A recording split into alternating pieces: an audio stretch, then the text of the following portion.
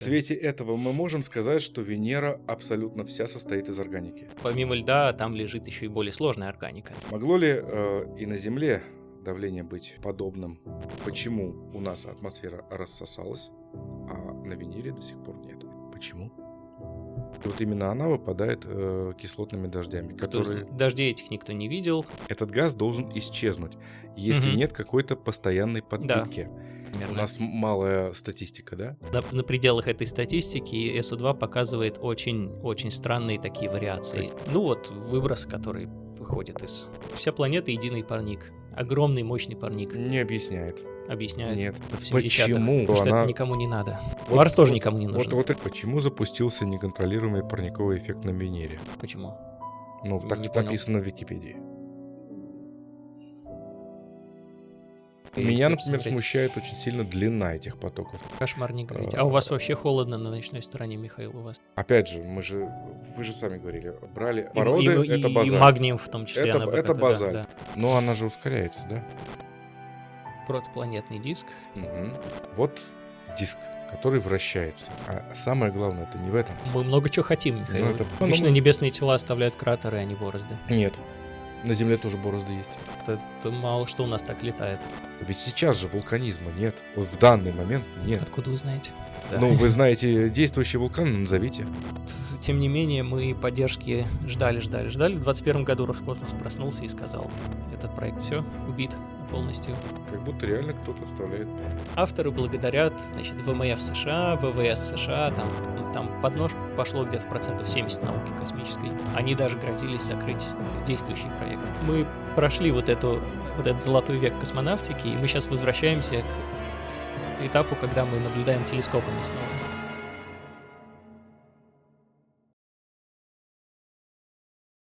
Так, добрый день. Сегодня у нас подкаст, первый наш подкаст. И у нас с вами в гостях Дмитрий Алексеевич Горинов, кандидат физико-математических наук, научный сотрудник Института космических исследований Российской академии наук ИКИРАН. Работает, кстати, в отделе физики планет и малых тел Солнечной системы в лаборатории спектроскопии планетных атмосфер. Я правильно говорю? Ну да, отдел сейчас уже называется покороче, просто физики планет. Ну, это, думаю, не Значит, важно для наших слушателей.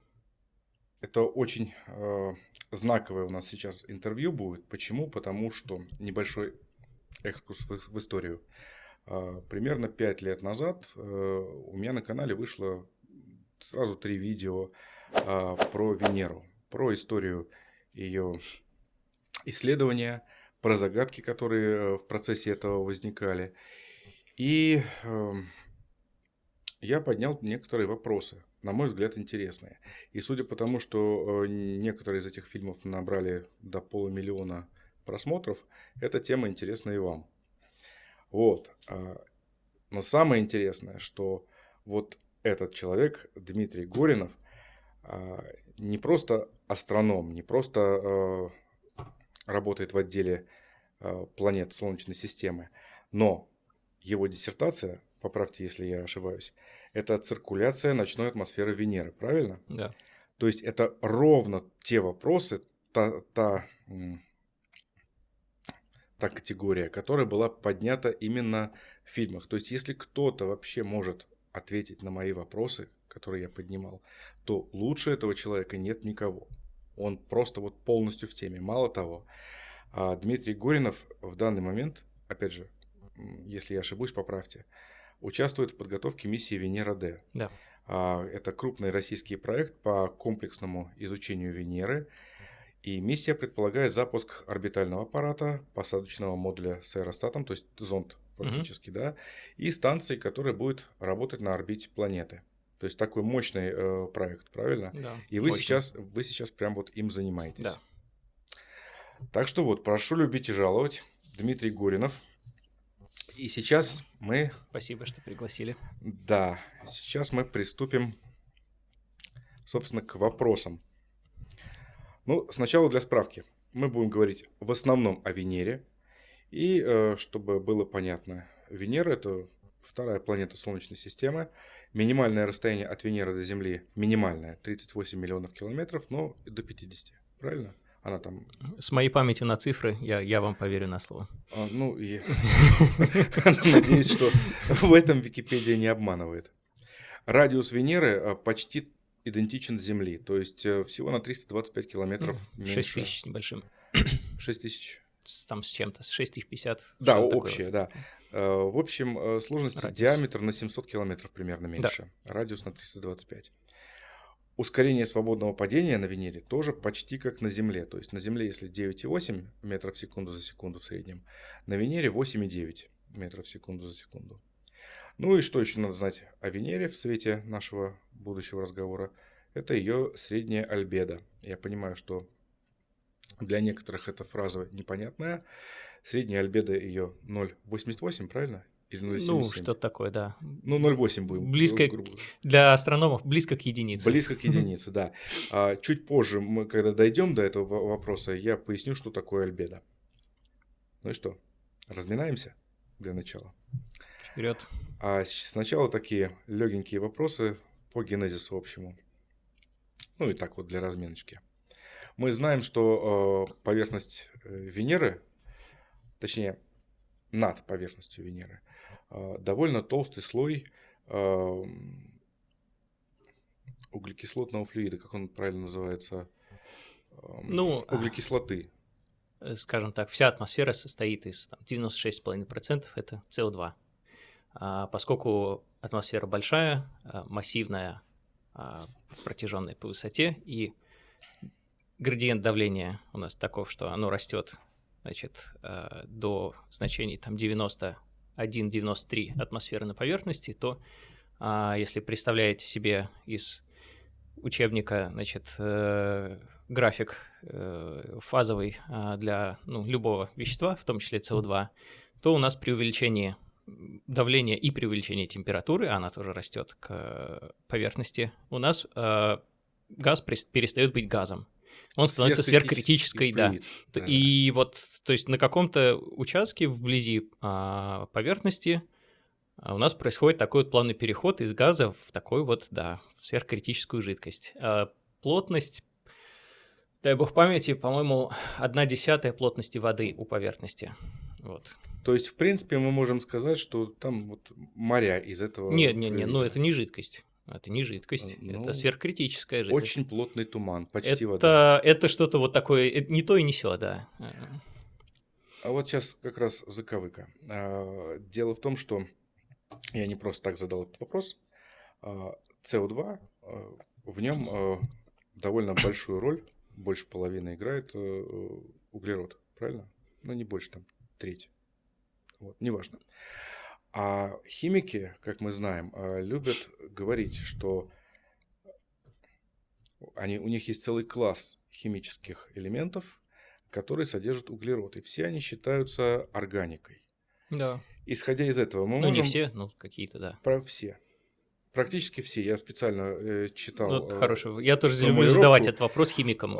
С какого момента начинается органика и перестает быть неорганика? Вот в свете этого мы можем сказать, что Венера абсолютно вся состоит из органики. Не знаю, для меня СО2 это не органика. Ну, это, как говорится... Ну, это вопрос такой семантики. Да, именно семантики. Но иногда... Тогда у нас все такие вот... тела с твердой поверхностью, ну, я имею в виду спутники, планеты и спутники с твердой поверхностью, они у нас все органические, извините. То есть вот это вот такая тавтология, которой пользуются журналисты, чтобы, ну, как-то распиаривать какую-нибудь Нет, информацию. Просто это нет, поскольку нет четкого определения, то начинается вот это вот. Ну, органика это обычно так вот, скажем так, наиболее распространенное мнение, что начинается с метана примерно, потому что вот СО еще не то, а вот CH уже интересно. То есть, может быть, это уже действительно какое-то следствие работы организма, так? Не обязательно. Если речь идет о, например, телах всех за снеговой линией, а снеговая линия – это та линия значит, от Солнца, за которой у нас лед остается льдом, не испаряется, не превращается в воду. Это за Марсом? Это за орбитой Марса, да. И там, помимо водного льда, там и метановый лед лежит спокойно.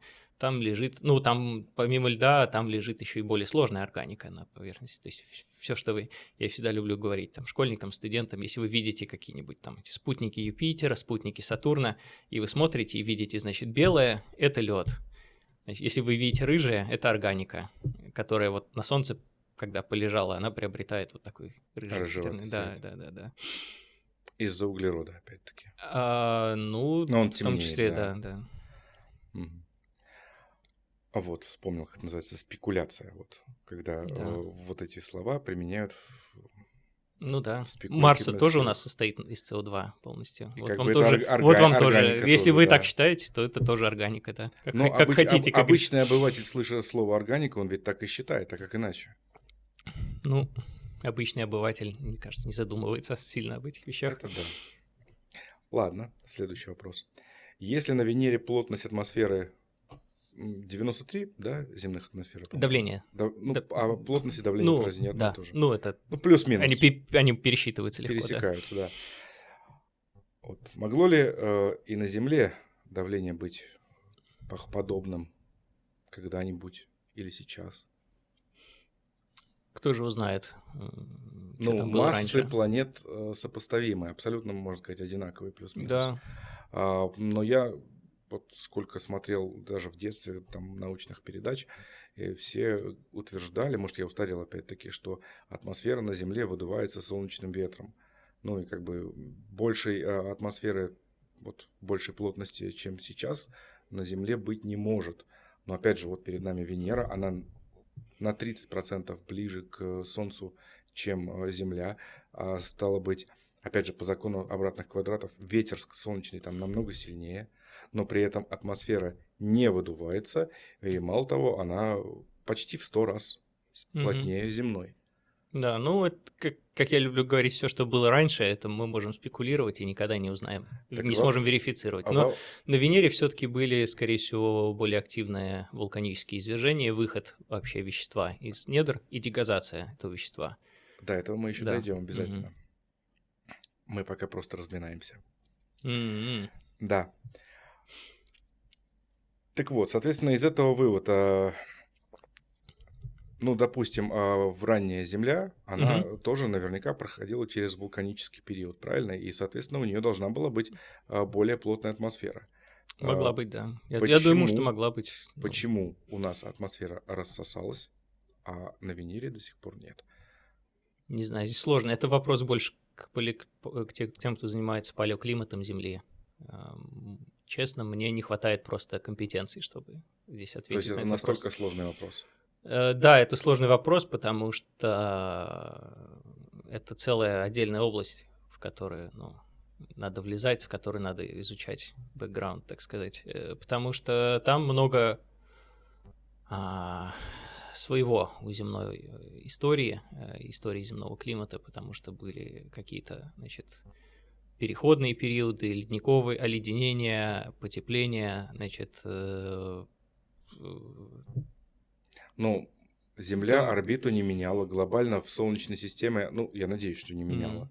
Глобально в Солнечной системе она не меняла ни свою массу, ни свою орбиту. Может быть, наклон оси, окей, но как он может... Ну, вот вы сами говорите, но вот из таких соображений, да, казалось бы, что сильно-то не должна была измениться атмосфера. Тем не менее, разница в 100 раз.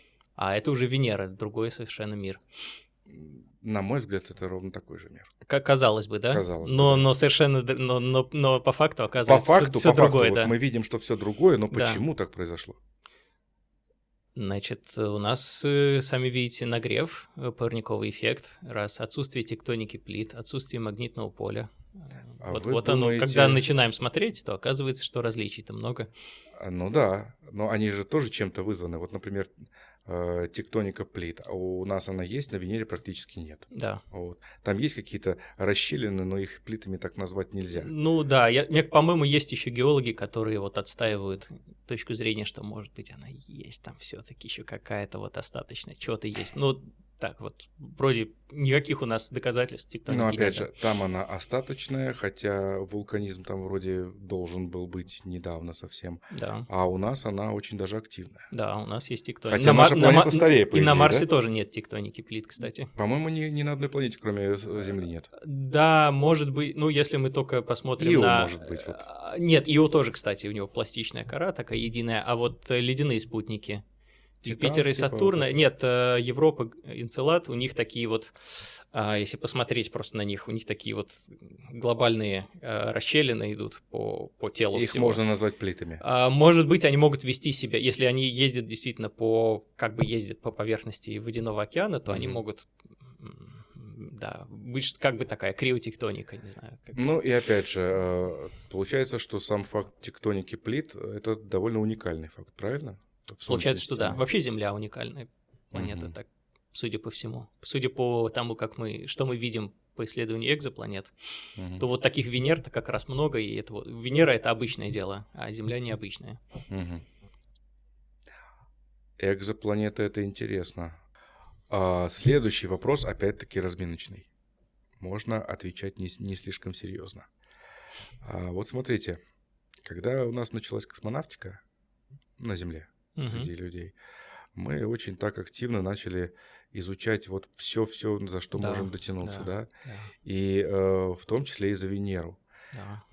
Но внезапно в 1984 году исследования прекратились практически. Там в 86-м, когда Вега закончилась. Да, до 90-го года вообще, кроме Магеллана, по-моему, никого не было. Никого не было. И дальше... кто? Никого не было, да. Никого. Почему? Ну, Михаил, подумайте. Не, развал СССР какое геополитическое событие потом. произошло после там... Ну, перестройка началась когда? Перестройка в 85-м началась. Ну вот вы и ответили себе на вопрос. Конец холодной войны. Американцы? А им не надо. Зачем? А с кем конкурировать теперь? Это вы думаете, что не только из-за конкуренции? Во-первых, во-вторых, мы там побывали и поняли, что там делать нечего, к сожалению. Ну, к моему сожалению. А вот я думаю, что нет, как раз есть чего. Ну, мы до этого, надеюсь, дойдем. С большим трудом. Нет, если хотите, я сейчас развернуто отвечу на этот вопрос. Или чуть позже мы все равно дойдем до этого. Хорошо, ладно. Потому что я очень люблю этот вопрос, на самом деле. Он будет обязательно. Я могу часами на него отвечать. У нас время есть. Так. Ну и еще один уникальный момент Венеры – это ее ретроградное вращение. Почему?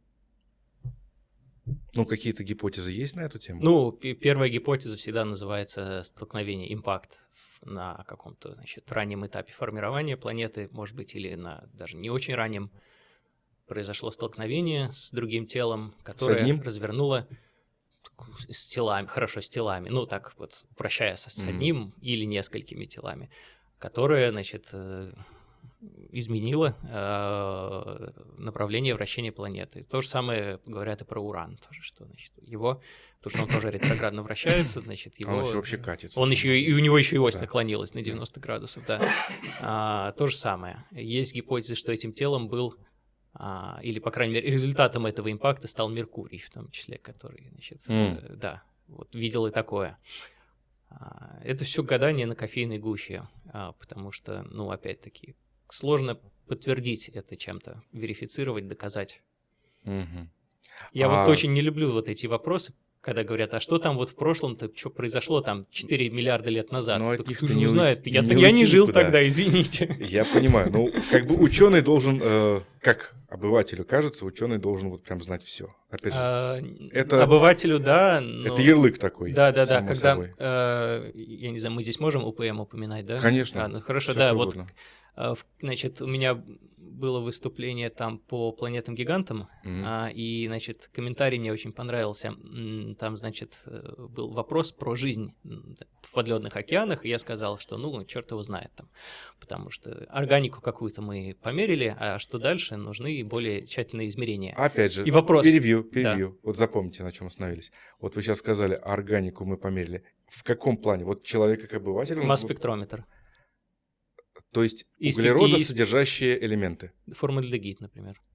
Углеродосодержащие? Да. В этом плане органика. Углерода, азота и водорода. Потому что, опять-таки, обыватель, какой-нибудь журналист скажет, органику померили. Вы там растения какие-то увидели там или бактерии? Ну, да. То есть это вот такая вот спекуляция словами получается. У нас и алмазик, бриллиантик, это тоже Это тоже органика, да, причем стопроцентная такая. Ну да. Продолжаем. На чем я остановился? Да, и вот комментарий был. И я сказал, что, вопрос остается открытый. И комментарий был такой обиженный, расстроенный. Как же так? Вот должны были ответить на вопрос, а не ответили. Ну что такое? Вот эти ученые это вот они. Я понимаю, тут два варианта. Либо сочинять, и это не очень хорошо. Это да, как это, знаете, есть сейчас эти языковые модели, называемые также искусственный интеллект, которые, если ничего-то не знают, они начинают галлюцинировать ответ. Вот я могу вам нагаллюцинировать сейчас какие-нибудь гипотезы, но... Кстати, мы же за Венерой наблюдаем довольно давно уже, правильно? Я говорю не только наблюдение там истории в телескопах там 17-18 век, мы уже и радиотелескопами довольно давно смотрим на нее. Скажите, скорость вращения ее меняется со временем? Мы можем твердого тела? Венеры, да, твердого тела. Твердого тела. Значит, интересно, что мы... с Земли-то перестали мерить именно радионаблюдениями Венеру, потому что... Перестали видеть? Да, мерить что-либо, потому что смысл отпал некий. Это были измерения до начала космической эпохи, вот прямо перед, потому что, просто появилась такая возможность, и это сделали раньше, чем запустили первые космические аппараты. И вот американская обсерватория, я забыл, это Аресиба было или не Аресиба, еще до нее какая-то. Да, с нее, значит, видели поверхность, значит, сквозь облака в радиодиапазоне и измеряли скорость вращения. И помимо этого открыли первые горные массивы по этим снимкам. Вот. С тех пор не измеряли, но может быть, вообще это вопрос интересный, потому что она может как-то очень медленно изменяться из-за передачи момента между атмосферой и самой планетой. Это важно, потому что надо знать, какая перспектива будет. То есть я думаю, что она должна, может быть, даже ускоряться. В обратном направлении? Нет, именно в том же, в котором она вращается сейчас. То есть в ретроградном? Да, в ретроградном, да. Ускоряться? Потому что атмосфера быстрее и может передавать момент. Но это опять-таки вопрос. Это очень-очень большие масштабы времени. То есть это не на масштабе 50 лет. Я как обыватель, опять-таки, и как конспиролог услышал сразу две вещи. Первое – это мы перестали посылать зонды, потому что нет смысла. Опять-таки из-за политической ситуации. И вот только что вы сказали, мы перестали проводить радиозондирование. Тоже нет смысла. То есть мы из земных телескопов делаем другие измерения, просто не в других диапазонах. Инфракрасный и ультрафиолетовый, да, конечно. Да. То есть радиоизмерение, радиолокация нам перестает быть интересно, правильно? Да. То есть мы померили вот все вот эти... Да, потому что у нас есть карты уже. Мы считаем, что они уже никогда не изменятся. На том масштабе, который мы можем видеть с Земли, да, не изменится. То есть качество картинки, которую мы получим с Земли радионаблюдениями, оно оставляет желать. Оно оставляет желать. Извините, все равно это не то, что увидел там аппарат в 90-х годах с орбиты. Венера 13-14, которые, да, тоже что-то увидели, когда приземлились. А что они видели? Это картинки из извините, это вот непосредственно вот то с расстояния Земли. Не с козла с капустой. То есть, чтобы вот закрыть эту тему, получается, что вы не считаете, что Венера попала в какой-то там приливной захват Солнцу? Это тоже может быть. Опять же, орбитальная динамика — это не мой, так сказать, конек. Я просто здесь читаю разные гипотезы и киваю головой, говорю, да, может быть. Насколько я знаю, Меркурий-то он в 3 раза меньше Венеры, если не в 4, в 2 раза ближе к Солнцу, то есть легче. Да. Но при этом приливной захват, если и попал, то не сильно, и вращение у него те же 2 месяца вокруг своей оси, как и у Венеры. То есть из этого я, например, вот эмпирически так делаю вывод, что приливной захват Солнца вообще ни при чем. Возможно. И мне кажется, Михаил, вы здесь знаете лучше меня тему эту, честно вам скажу. Как так может быть? Я не могу это признать. Но я должен сказать, что на каждой лекции, которую я читаю, мне задают вот этот вопрос. А почему она вращается в обратную сторону? Ну, это популярный вопрос, докажите, да. Ну вот, остается разводить руками. Есть Хорошо. гипотезы, да. Хорошо. Еще один вопрос. Ну, как можно пройти мимо кислотных дождей? Которые не дожди, да. Которые не дожди, которые вообще непонятно что. Ведь, опять же, я тут Вирка. местами буду цитировать свои фильмы, ну, просто лучше, наверное, не скажешь. То есть содержание диоксида серы в атмосфере — это 0,16%, правильно? Опять же, информация из Википедии, я ошибаюсь? Диоксид серы, СО2, у него... Не, я имею в виду... Да, диоксид. Диоксид серы. У него очень большие вариации. Это такой газ трудноуловимый, но он играет очень важную роль вообще в цикле серы на планете. Так, подожди, а H2SO4, который там выпадает? Это серная кислота. Серная кислота, она же там тоже есть, да? Она есть, да, скорее всего есть. Скорее всего есть, и вот именно она выпадает кислотными дождями, которые... Дождей этих никто не видел, просто это СМИ любят такие. А вы знаете, что на Венере идут кислотные дожди, представляете? Которые при всем Их никто не видел, они теоретически просто... Они даже до Земли не могут не долетать. Не могут. Не, они не могут, потому что температура растет, и просто это...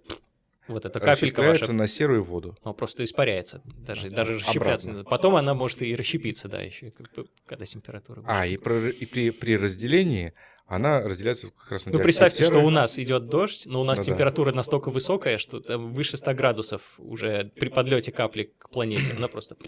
И 100 градусов не испаряется. надо, тут в некоторых тропических участках такое бывает в реальности, там градусов 30-40 достаточно, ну да. чтобы она уже у Земли начала испаряться. Вот она. А здесь это происходит где-то на высоте, не помню, 30-40 километров, наверное, что-то такое. Называется вирга. Это дождь, который не долетает до Земли. Да. Первый раз слышу. Хорошо. Так я к чему этот вопрос-то задал? Когда вот это вот H2SO4 разделяется на воду и диоксид серы, получается такая интересная ситуация. Диоксид серы тяжелее воды. Да. По определению. Соответственно, пары воды идут наверх быстрее, идут выше, а диоксид серы чуть медленнее поднимается и располагается ниже воды. Вопрос, а могут ли они потом обратно соединиться? Если не могут, то каким образом опять вот эта вот серная кислота появляется? Там подловили, потому что сейчас я вам, может быть, могу ошибиться, боюсь ошибиться. Там цепочка такая, что СО2 реагирует как-то через СО2, образуя вещество СО3 такое. СО3 нестабильное, да. И СО3 дальше, реагируя с чем-то еще, образует H2SO4. Вот грубо такая цепочка. Я плох немножко в этой химии, в химических цепочках, но вот примерно так. Но вот я по этой теме, опять же, нашел заявление сотрудника Института исследований Солнечной системы общества Макса Планка Дмитрия Титова. О, наш слоняра наш. Но он уже, если что, не Макса Планка. Ну, это старый, это 5-летней давности информация. Он сейчас в Китае работает. Так вот, его выражение, оно попало в Википедию, поэтому я его просто зачитаю. Известно, что основной серосодержащий газ на Венере — это двуокись серы. Но когда мы начинаем моделировать химию атмосферы на компьютере, то выясняется, что двуокись серы должна быть съедена поверхностью в течение геологически короткого времени. Этот газ должен исчезнуть, если нет какой-то постоянной подпитки. Ее приписывают, как правило, вулканической деятельности. Да, вот, это вулканический газ, да. Но есть одно и там еще есть в копилку этого. Концентрации СО2 мерились на протяжении 20 лет, там от Пионер Венеры до Венера Экспресс примерно. У нас малая статистика, да?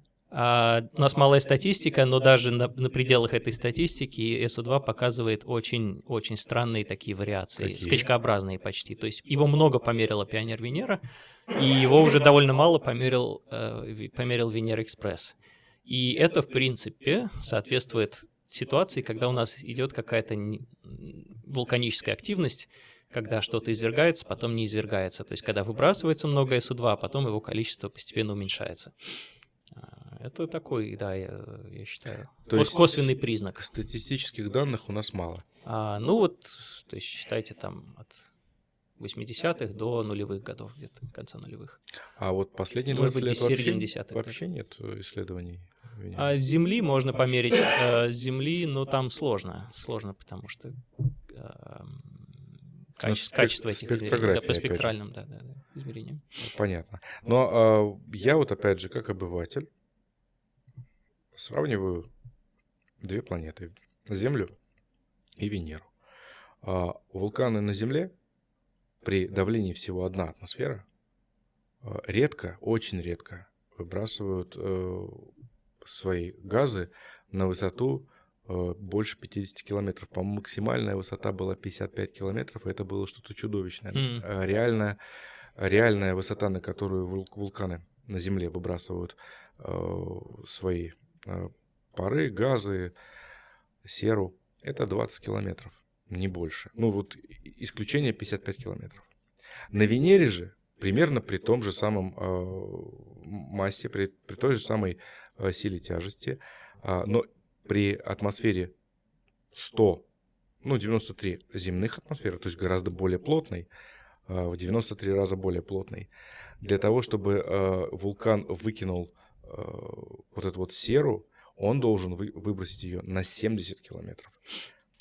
А это значит, что вулканизм там должен быть, опять же, по моему мнению, какой-то прям очень чудовищный. Мы должны его видеть. Мы должны видеть эти супервулканы, которые выбрасывают такое количество серы на такую высоту. Значит, смотрите, здесь ситуация какая. Чем ниже у нас гравитация, тем действительно дальше вулканы будут выбрасывать свое давление атмосферы, это как корочка защищает. На Марсе поэтому нарос такой вот здоровый вулкан Олимп, потому что гравитация ниже. На Ио, всяких Энцеладах эти вот выбросы, они по своей протяженности могут превышать диаметр самого тела, из которого они выходят. А Венера обладает атмосферой, в которой есть вертикальный перенос вещества, и даже тяжелая молекула в такой плотной атмосфере будет всплывать просто. То есть до атмосферы могут доходить такие тяжелые молекулы, как феррум-хлор-3, например, хлорид железа. Вы имеете в виду не просто до облачного слоя, там, до там, хотя бы там 50-60, да. Вот, значит, была статья, если кому действительно интересно это почитать, 2025 год, Диас и коллеги, португалец, кажется, автор, они делали моделирование вулканического плюма на Венере и показали, что он может достигать высоты 35-40 километров. Плюм — это, то есть, уже вот тот материал, который был, значит, выброшен из плюма. Да, может достигать высоты до 40 километров. И, вполне, да. А 40 километров — это уже почти нижняя граница облачного слоя. Кстати, поясните, пожалуйста, что такое плюм? Я знаю, что это нечто уникальное, свойственное Венере, да? Нет, это общевулканическое. То есть на Земле тоже есть плюмы. Типа структуры Решата такие вот, да? Выброс, который выходит из, скажем так, жерла вулкана. Я не вулканолог, я так очень грубо так скажу. Может быть, я перепутал их всякими новыми, да? Новые — это как раз свойственное Венере образование. Не знаю. Плюм это есть... я смотрел, на самом деле, все эти арахниды. Это другое уже, это морфологические структуры, да, это тоже интересно. Это тоже интересно, это другое. Может, про них сейчас расскажете, что это такое вообще? Да, еще хотел сказать, что если лавовые потоки текут по склону вулкана на Венере, то их-то уже, конечно, придавливает 90 атмосфер, и поэтому они вот так блинчиком раскатываются по поверхности. То есть они еще более прижатые к Земле, чем на Земле. Ага. Вот эти а вулканы в основном щитовые. На Венере? На Венере, да, хотспоты, потому что нет тектоники. Я кроме Маата не знаю. Там много, там их несколько сотен. Там. Щитовых? Да. И они вот такие. Ага. Да. Зависит там еще от вязкости лавы, конечно. Вот. Мы до этого дойдем. Так, а что вопрос у вас был про... Так, арахниды. Про арахниды, про новые вот эти образования. Арахниды, короны и что-то еще. Какие-то еще есть, я забыл. Формации Ну, не суть, да. Ну да, вот про них. Да, они уникальны, скорее всего, связаны с тем, что вулканическая активность на Венере тоже уникальна. Уникально именно из-за того, что она такая типа подводная такая. Да. И это может быть коллапс каких-то структур под воздействием. Которые разрушаются сами на себе. Да. Например. Но на самом деле тоже мы доподлинно не знаем. Угу. Ну, то есть, а мы, кстати, как их нашли? Опять же, этим самым радиосканированием, да? Кого, вулканы? Вулканы, плюмы, новые, вот это вот все. Ну да, только потому что вся атмосфера, то есть поверхность непроницаемая, облачный слой 25 километров толщиной, в видимом диапазоне просто Венера бильярдный шар. Да. Значит, вот остается только длина волны 1 микрон на ночной стороне. Когда нет засветки, то видно тепловое излучение горячей поверхности, и там можно видеть, очень плохо, размыто, но можно видеть какие-то эти самые разные сигналы в зависимости от высоты поверхности. И есть, конечно, радарное сканирование. То, что делали, Венера 15-16, Магеллан. А вы сказали сейчас ночное сканирование ночной стороны, Да. Именно с Земли, да? Нет, почему? Со спутника. Со спутников? Можно из Земли, но там качество картинки будет, да и Земли, и земная атмосфера не пропустит, так что... Да. С каких-нибудь станций типа МКС разве нельзя делать? Можно, хороший телескоп поставить, можно будет. Почему до сих пор этого не сделали? Другие приоритеты. Они там кристаллы выращивают или не знаю, что они делают. Каких-то этих мухи или шайники запускают туда, да. Хорошо. Ладно, переходим к вопросам посерьезнее. Снимки с аппаратов Венера 13-14. Помните, да, были такие аппараты, которые нам самые известные снимки прислали. Они, по-моему, единственные до сих пор остались. А как же 9-е, 10-е? С 9 по 14, да? 9-е, 10-е, запятая, 13-е, 14-е. Ну да, там еще были аварии какие-то, помнится. Вот еще... Там не аварии были. Что же вы так? Про нас плохо, это про нашу космонавтику. Расскажите тогда поподробнее. У меня еще к вам претензии по вашему первому фильму, потому что вы там очень как-то мало рассказали о нашей... Просто проигнорировали многие наши миссии советские. Ну, ладно, это уже потом можно обсудить. Не, это важно. У вас там история начинается с посадки Венеры-7. Да. А вот Венера там 2, 3, 4, 5, 6, этого как будто и не было. Расскажите. Не, давайте по порядку, может быть. Ладно, вы все-таки хозяин. Нет, мы дойдем сейчас как раз до исследований. Давайте тогда модератор. с вот этого вопроса, с фотографий. С фотографий. Да. В основном они получили известность потому что, во-первых, это фотография другой планеты, которая скрыта от нас, а во-вторых, по-моему, был такой астроном Ксенфомолите, да, если не ошибаюсь, и вот он там нашел движение каких-то там животных. Да, кстати, вышла недавно его биография, очень советую всем, кто интересуется. Большая такая толстая книга про все его, и про личную жизнь, и про его всю его научную карьеру. В том числе и очень много про его эти венерианские... А он занимался конкретно этими венерианскими фотографиями? Да? Нет, что удивительно, он занимался другими экспериментами. Он занимался... Он делал детектор электрических разрядов на Венеру 11-12 и 13-14. Угу. Вот. А потом просто у него был такой отдельный интерес к этим снимкам. И он начал там постепенно все изучать, да? Да, причем гипотеза эта еще у него возникла чуть ли не тогда сразу, в 80-е годы. В 90-е он ее вынашивал, в нулевые так уже начал потихоньку рассказывать, и там в 10-е уже разошелся по полной. Ну вот смотрите, эти фотографии видели, наверное, все на этой планете, кому не лень. И на этих фотографиях, кроме того, что под самим аппаратом эти загадочные какие-то существа или не существа. Я в этом плане, кстати, скептик очень большой. Да, наверное, я тоже. Больше, чем многие. Но... Я могу объяснить, почему там. Давайте. Там может быть какой-то кусок обшивки там или еще что-то. Нет, такое. Он просто брал оригинальные снимки и обрабатывал их условным фотошопом. После обработки многое может произойти. Да, потом, то есть там были какие-то слепые места, которые он как бы заполнял. там пиксели С помощью своей встроенной пикселей не было. нейросети. Ну, в общем, какие-то есть с помощью софта какого-то, которое на тот момент было способно это делать. И потом оказывалось, что вот... И когда его просили, а покажите оригинальное это, он всегда он ничего не показывал. Вот. То есть, получается, с оригинальными снимками там может что-то интересное быть. Может быть, мы их и не видели. Так получается? Нет, видели, почему. Они есть. Ага. Ну так вот, на мой взгляд, там на этих снимках есть кое-что гораздо более интересное, чем вот эти вот, есть ли там или нет животные. Там есть горизонт. Угу.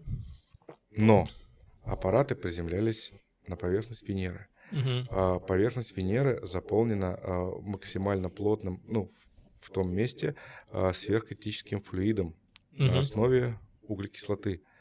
Углерод довольно непрозрачная вещь, ну, если не брать, конечно, бриллианты какие-нибудь.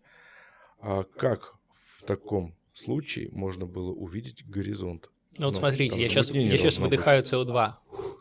Ну, я не вижу. Да, но здесь одна атмосфера, плотность, а, извините, вот сквозь воду я тоже вижу. Но если под воду Но вы видели залезть... когда-нибудь СО2 при 100 атмосферах? Я не видел.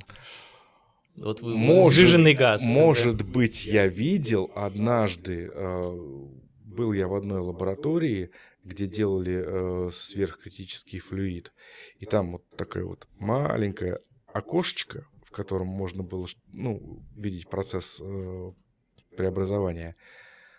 Ну да, это такая вот как вода жидкость примерно, даже То может есть быть прозрачная. Прозрачная, да. Ну вот. Но под водой мы не увидим горизонта. Ну, а здесь видим.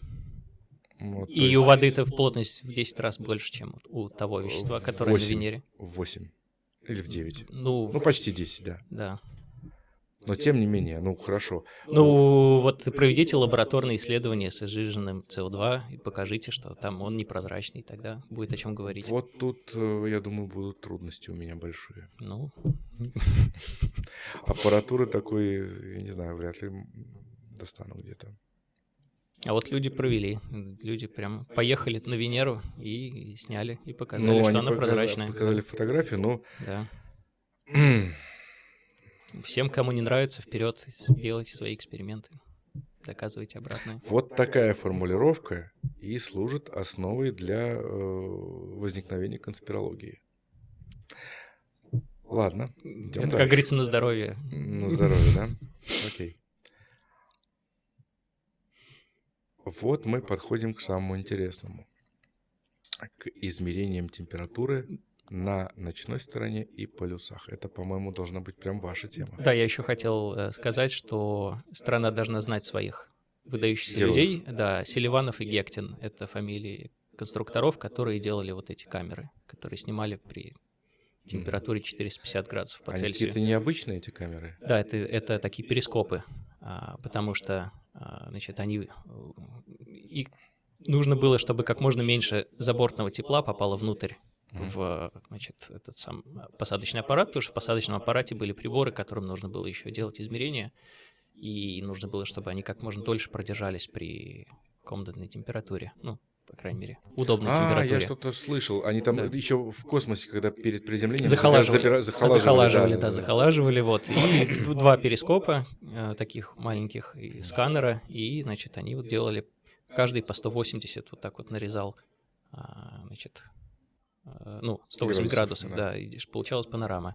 У 9-й, 10-й Венеры, значит, была проблема с крышечками, которые должны были отстрелиться перед этим. Они не отстрелились. Отстрелилось по одной у каждой. То есть Венера 9 и 10, я всегда поправляю людей, они получили не панорамы, а диорамы Венеры. Потому что у каждой отсняла только одна камера. Вот. У Венеры 11 и 12 не отстрелилась ни одна крышечка. Вот. За что потом был большой нагоняй тогда и увольнение. Значит, 13 и 14 отработали максимально хорошо, и все, то есть там уже получили по 360 каждый из аппаратов. Вот. И после 14 все. После 14 все, была Вега, но Вега садилась на ночной стороне. Удачно? Ну, Михаил.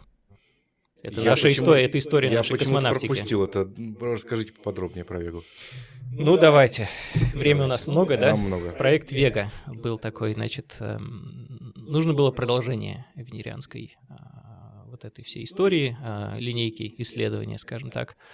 Но оно немножко так начало стопориться, но тут был удобный момент, значит, прилетала комета Галлея тогда в Солнечную систему. Прилетает она раз в там несколько десятков лет. Да, это что-то такое. То есть это вот он, момент, надо ловить его. И тогда несколько аппаратов делали. Японцы делали свой аппарат, по-моему, европейцы и мы.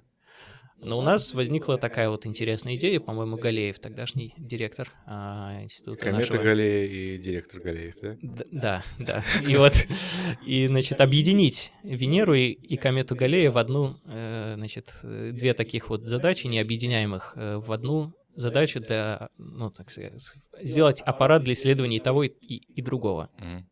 И, значит, были созданы дублирующиеся аппараты, у которых конечная цель была комета Галлея, пролететь сквозь хвост и, значит, померить то, из чего она состоит.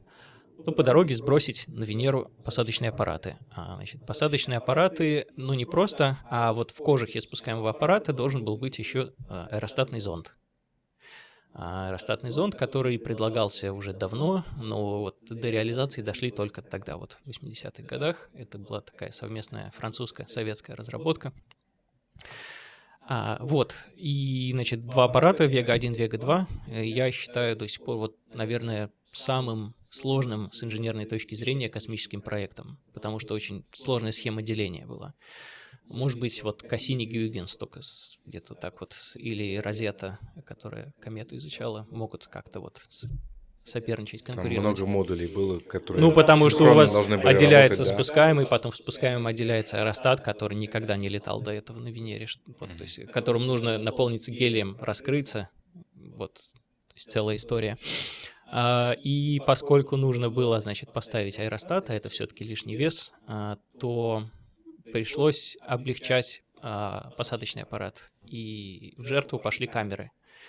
И поскольку, значит, ну, еще некоторые приборы, насколько я помню, и поэтому приняли решение, что раз камер нет, садимся вслепую, то можно и на ночную сторону сесть. На ночную сесть проще. Просто. Почему?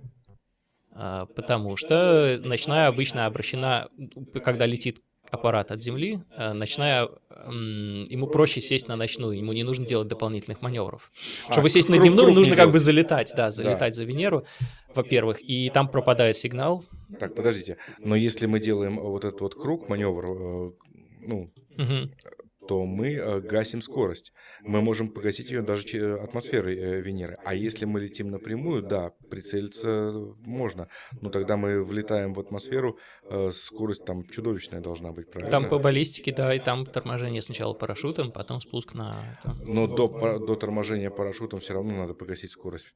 Ну, ни один парашют не выдержит. Я думаю, да. Там же чуть ли не на второй космической он входит тут в атмосферу, правильно? Ну да. Это чудовищная скорость. Да. Насчет гашения и включения, когда включаются какие двигатели, вот это не ко мне тоже вопрос. Поэтому, я не знаю, может, я, конечно, не астроном, не космонавт, не знаю всех этих нюансов, но если бы я планировал, я бы предпочтение отдавал бы именно маневр вокруг Венеры. Нет, нет, именно вот так проще. Так проще, и так радиоканал есть с Землей сразу, прямой. А вот когда на дневную уходит аппарат, то там уже сложнее. То есть, получается, мы жертвуем... Там серпик такой узенький, чтобы попасть. Я понимаю, но мы, получается, жертвуем каким-то количеством оборудования, взамен ставим больше топлива для торможения, да, но при этом сохраняем контакт радио, да? Вот первые, значит, Венера, все они там от 1 до 7, которая села первая, они все садились на ночной, ну, входили, должны были, да. И только 8-я была первым аппаратом, который поставили задачу исследовать дневную сторону. На ней были фотометры, которые измеряли количество солнечной энергии, чтобы проложить как бы дорогу к потом установке камер. Нельзя вслепую ставить камеры, не зная, какая освещенность на объекте. Вот. Поэтому надо было сначала померить освещенность. Освещенность мерил Венера-8. Копия Венеры-8, кстати, грохнулась в океан Индийский недавно. Знаете же, да, эту историю? Нет. Ну, как так? Все эти миссии, ну, согласен, это правда. Все эти миссии запускались дублем. То есть их было по 2 аппарата. Ну, да, все тогда венерианские аппараты. У 7-й был дубль, который был неудачный, кстати. И у 8-й был свой дубль, который был тоже неудачный. Он не вышел на траекторию полета к Венере. Мгм. Остался на околоземной орбите, но такой очень какой-то вытянутый, очень большой. И он на этой орбите куковал вот там с 30-40 лет? 72 года до, значит, 50 лет. 50 с лишним, да. В 24-м году, по-моему, грохнулся. Что-то такое вот, 52 года. И, значит, да, за ним следили и, значит, предсказывали, когда же он упадет. И вот падение было, но, к сожалению, в Индийский океан. В чем, к сожалению? К А, сожалению, не Потому что аппарат-то все-таки был рассчитан на сильные перегрузки, и мне кажется, мы могли бы его извлечь и спасти, посмотреть, да? да. Я думаю, что со дна океана его тоже, конечно, можно извлечь, но кто будет этим заниматься? Ну да. Вот. Мгм.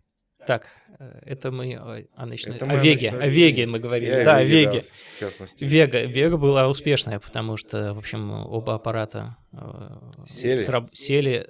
Не все сработало на них, да, это Что правда. именно не сработало и как проходила посадка? Мне это очень интересно. На Веге...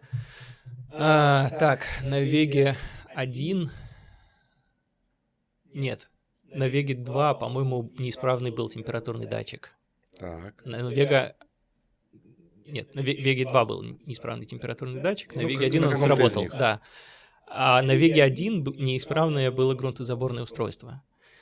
Значит, поскольку там была автоматика стояла, то есть это он не по команде должен включаться, он должен включаться после удара о поверхность. Ага. И тем не менее, когда аппарат был еще спускался где-то там в облачном слое, он почувствовал удар.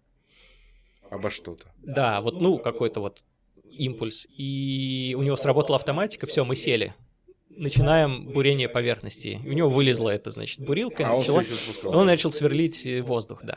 Вот. Поэтому уникальные данные Но не это- были ну, получены. почему? По-моему, как раз это и были уникальные данные. То есть аппарат обо что-то стукнулся. Это могло быть... Да, это могла быть, да, какая-нибудь турбулентность. Нет, турбулентность. Турбулентность? Ну, как в самолете летали, как выходим в зону турбулентности, и начинается. Это, ну, я сомневаюсь. Почему? Потому что, да, турбулентность-то бывает, но я так думаю, датчик там был рассчитан на более сильный удар, ведь атмосфера более плотная, турбулентность Но и более плотная. датчик мог сам по себе, значит, что-то такое тоже передать. Непонятный, Ну, да, это вопрос. столкновение с каким-нибудь животным, По-моему, птицей был, венерианской. кстати, такой спускаемый аппарат Скиапарелли, марсианский. слышал, да. Да, вот как часть проекта «Экзомарс». И у него похожая ситуация произошла, только на Марсе. Значит, он тоже был рассчитан на, по-моему... Ой, дай бог памяти. Короче, он начал торможение двигателями раньше, чем нужно, потому что почувствовал удар при раскрытии парашюта. Было раскрытие парашюта, он подумал, что, значит, импульс Как уже... раз только что хотел сказать, да. что этот удар мог симулироваться именно раскрытие парашюта. Да, здесь парашют, по-моему, там не совпадало, то есть парашют сильно раньше был сброшен, ну, вот, что было, то было, вот. А остальное, да, померили, там и масс-спектрометры, нефилометры работали, та Вега, на которой работал грунтозабор, сработала, и были получены данные о составе поверхности элементном. И что за состав, если не помните? Ну, там, значит, надо понимать, что, конечно, ошибка очень большая у этих измерений, потому что приборчик маленький, да, погрешность, потому что в эту вот канистру много такой хороший, качественный прибор не упрячешь, к сожалению. Но это что-то типа вулканических базальтов наших. Базальтов. Да. Это показали еще и Венера-13. То есть это не первое измерение, их было 3. То есть там непосредственных. Кварц, получается, какие-то добавления, железа. Ну, всякие, да, оливины, пироксены, вот это все, все дела. Оксиды металлов. Ну, то есть, в принципе, весь тот состав, из которого сделана и земная кора, по большому счету. Базальт это же, опять-таки, базовый состав. Из него можно и гранит сделать, просто поменяв пропорции, по большому счету. Там и любой другой материал. То есть, фактически, это переплавленная земля. Да. Ну и застывшая лава, да. Хорошо.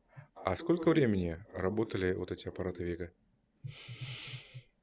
Ну, они все советские аппараты работали там от 20 минут до 2 часов, по-моему. Самый рекордсмен кто? Не скажу сейчас. Ну, не Вега? Либо Вега, либо 13-14. Кто-то из них. Угу. Надо будет уточнить. Потому что следующий вопрос как раз с этим связан. наибольшее сомнение, одно из наибольших сомнений вызывает именно данные о температуре ночной стороны. Вот во всяком случае у меня. Потому что, ну... Да, этот момент было очень тяжело мне смотреть в этом фильме, да. Раз тяжело, я так понимаю, у вас есть какие-то эмоции, и я даже вот не буду ничего спрашивать, рассказывайте. Ну, просто, знаете, как у каждой работы есть введение, основная часть и заключение. Вот в части введения должен быть обзор литературы. Вот. Если обзор не полный, он что-то исключает по какой-то причине, Ну, вот веку игнорирует, я, например, не учел. то, значит, вот, нужно переделывать, что называется. А у вас, да, отсутствовал огромный пласт измерений температур по какой-то причине. Ну, я не думаю, что вы это специально как-то не умалчивали, специально, просто конечно, вот конечно. почему-то вот не было. Про Вегу я вот почему-то как-то забыл, да. Да, значит, измерения температуры начались с Венеры-4, которая, значит, хоть и не достигла поверхности, но она спускалась на ночной стороне и промерила профиль температурный до высоты где-то около 30 километров. Ну, она не была рассчитана на высокие давления, поэтому не дожила. 5-я и 6-я были рассчитаны на более высокие температуры, и они промерили до, по-моему, 18 километров уже, тоже на ночной стороне. Дальше у нас была 7-я Венера, которая села на ночной стороне, да, и померила температуру на поверхности, передала. Дальше, значит, все следующие советские аппараты садились на дневной, вплоть до Вег-2, которые, значит, померили на ночной стороне, и померили, ну, это самый такой вот качественный температурный профиль, до сих пор, который мы имеем, это профиль Веги.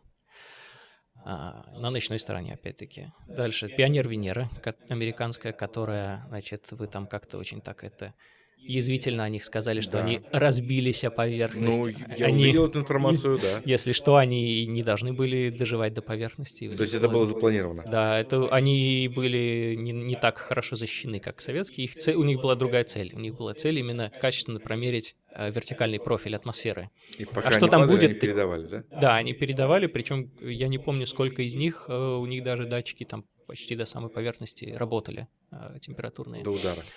Да, одна из них, причем, прожила, она не разбилась. По-моему, там было, значит, большой был зонд и 3 маленьких, назывались Север, Ночь и День. Угу. Вот какой из них дожил, по-моему, Север.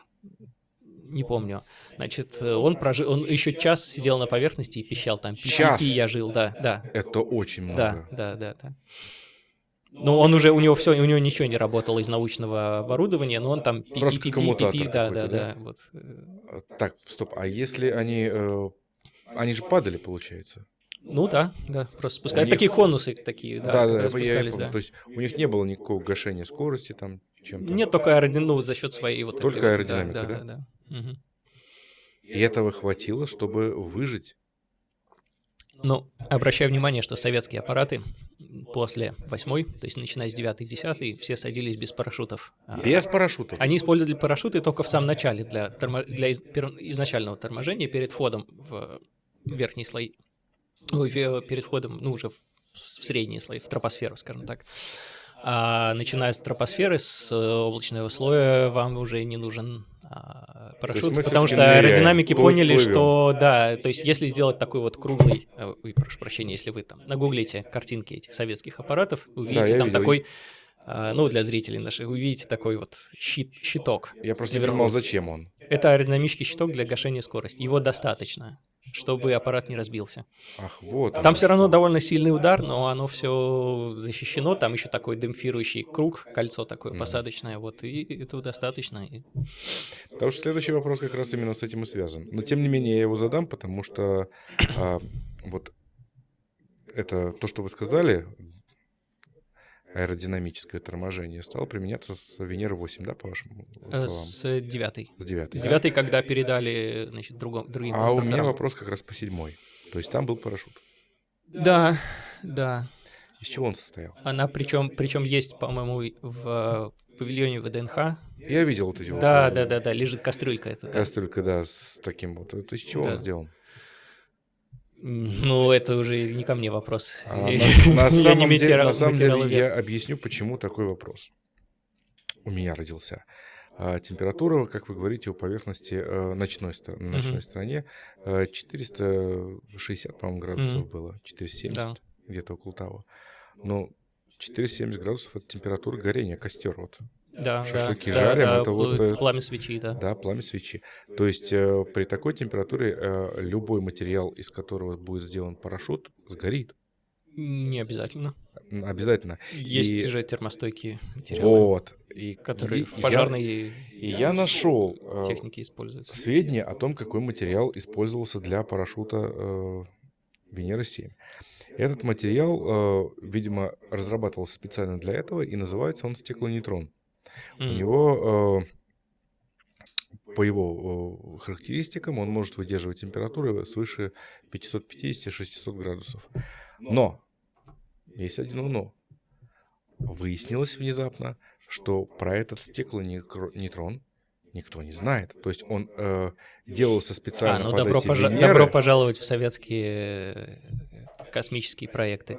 Да, а сейчас об этом материале нет никакой информации. Он исчез. Ну, это, я думаю, для слушателей ничего удивительного. Нет, это как раз удивительно, потому что на самом деле мы привыкли к тому, что все космические технологии, которые сначала делаются для космической отрасли, что у нас, что у американцев, они потом со временем развиваются, и мы получаем те же мобильные телефоны, Wi-Fi, например. Вы, конечно, дали, да. А извините меня, тот же стеклонейтрон могли использовать в пожаротушении. Может, его используют, кстати, под другим названием. А под каким? Кто знает. Я не знаю. Понимаете, эти проекты делали, они были сильно засекречены. Да, но потом делал почтовый ящик. Со временем-то их можно было рассекретить. И парашютостроение, скорее всего. Можно было, да, но, к сожалению, у нас с этим очень медленно. Такой загадочный материал и с такими хорошими свойствами и не пустили в хозяйство. Ну, это уже вопрос к нашим управленцам, почему так произошло. Как бы то ни было, именно вот от этого и рождаются конспирологии.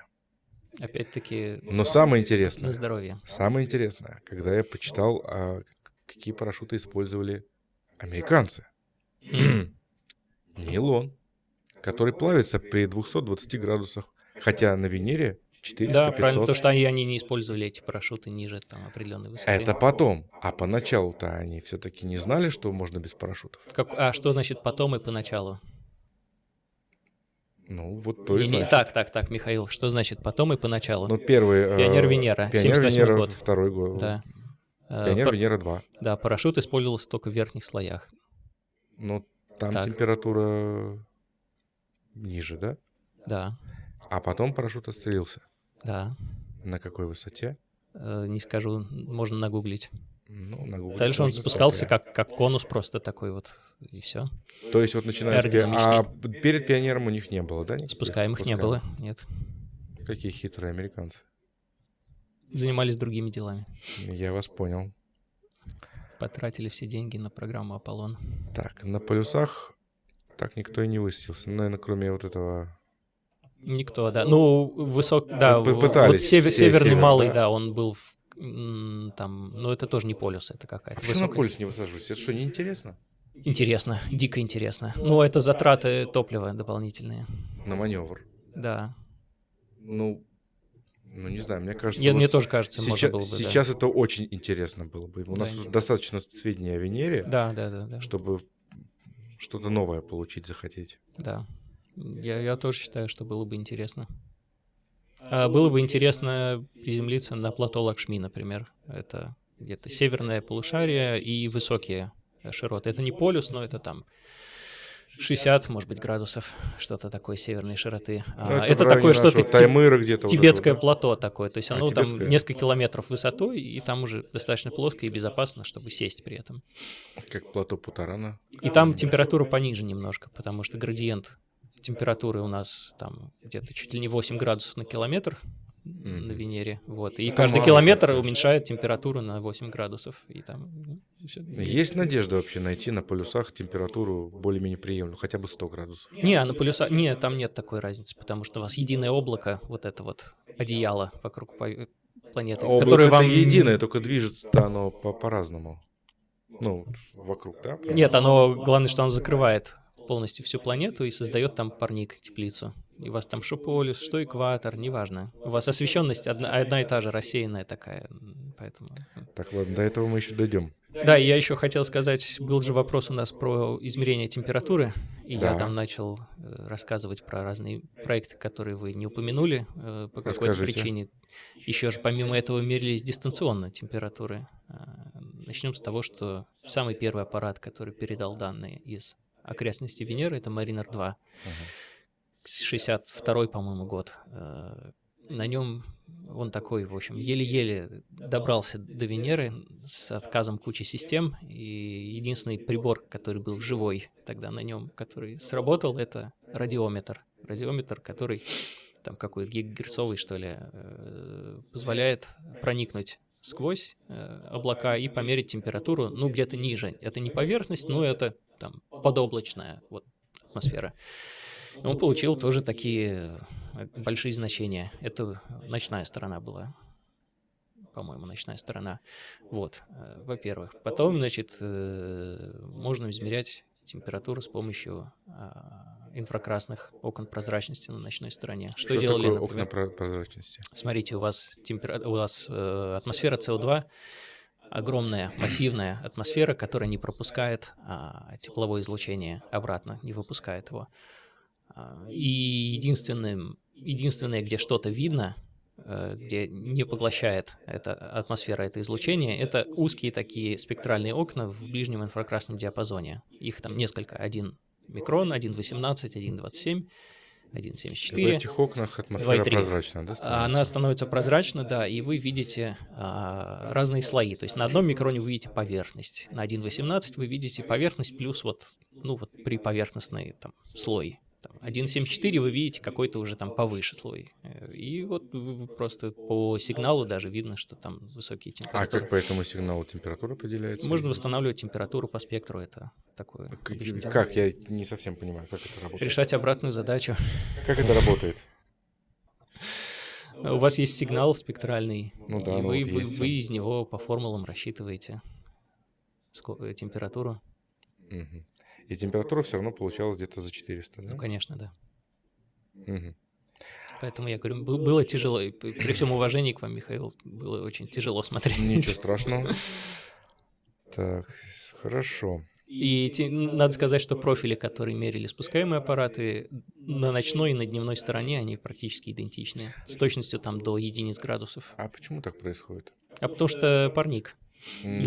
Вся планета — единый парник. Огромный, мощный парник. Не объясняет. Объясняет. Нет. Да. Вот смотрите.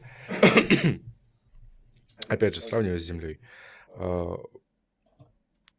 Энергия, которую дает Земля же вырабатывает тепло сама по себе, правильно?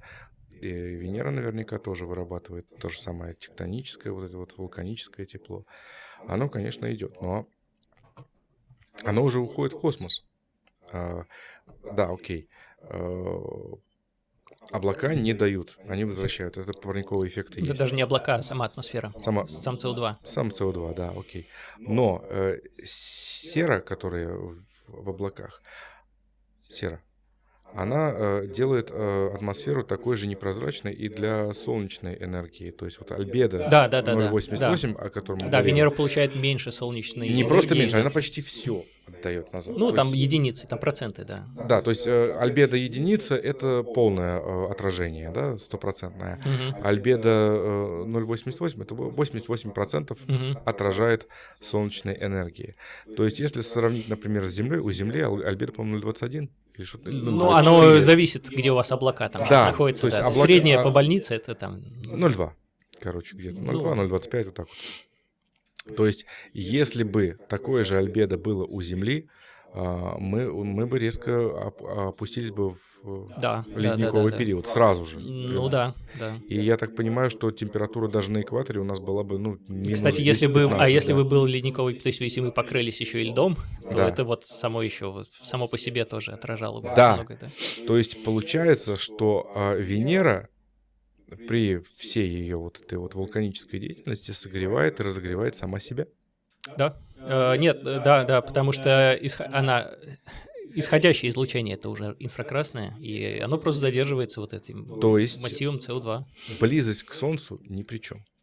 Близость к Солнцу играет не так... Ну, вы правы, там в фильме вы правильно сказали, что Мало. близость к Солнцу играет не очень большую роль. Не Да, решающую. Да. Вот. Меркурий ближе, но он, тем не менее, холоднее в среднем. Да, я посмотрел, у него температура поменьше. Ну, у него и атмосферы нет. Да, поэтому и да. Да, То есть он... уходит все. Отсюда вопрос. Остынет ли она когда-нибудь? Как нам бы хотелось, да? Очень. Хотелось, но без каких-то изменений. Но я мы даже же не знаю, как. замеры производим температур, да? Мы можем видеть Нужно динамику. убрать от СО2 из атмосферы. Я думаю, это не такая уж большая проблема. Растения очень хорошо убирают. Ну, в чем вы их посадите? В 450 градусов? Не обязательно в нашем варианте. Вопрос в другом. Динамика к похолоданию есть за время наблюдений? Хороший вопрос. У нас измерений нет непосредственных, которые были бы вот надежные, да. Потому что спектральные, это, конечно, здорово, это мы примерно можем оценить температуру, но вот точных измерений у нас нет с 84-го года, да. Пользуемся, так сказать, объектами. 40 с лишним лет. Да не говорите, тяжело, это больно это слышать, конечно. Очень больно.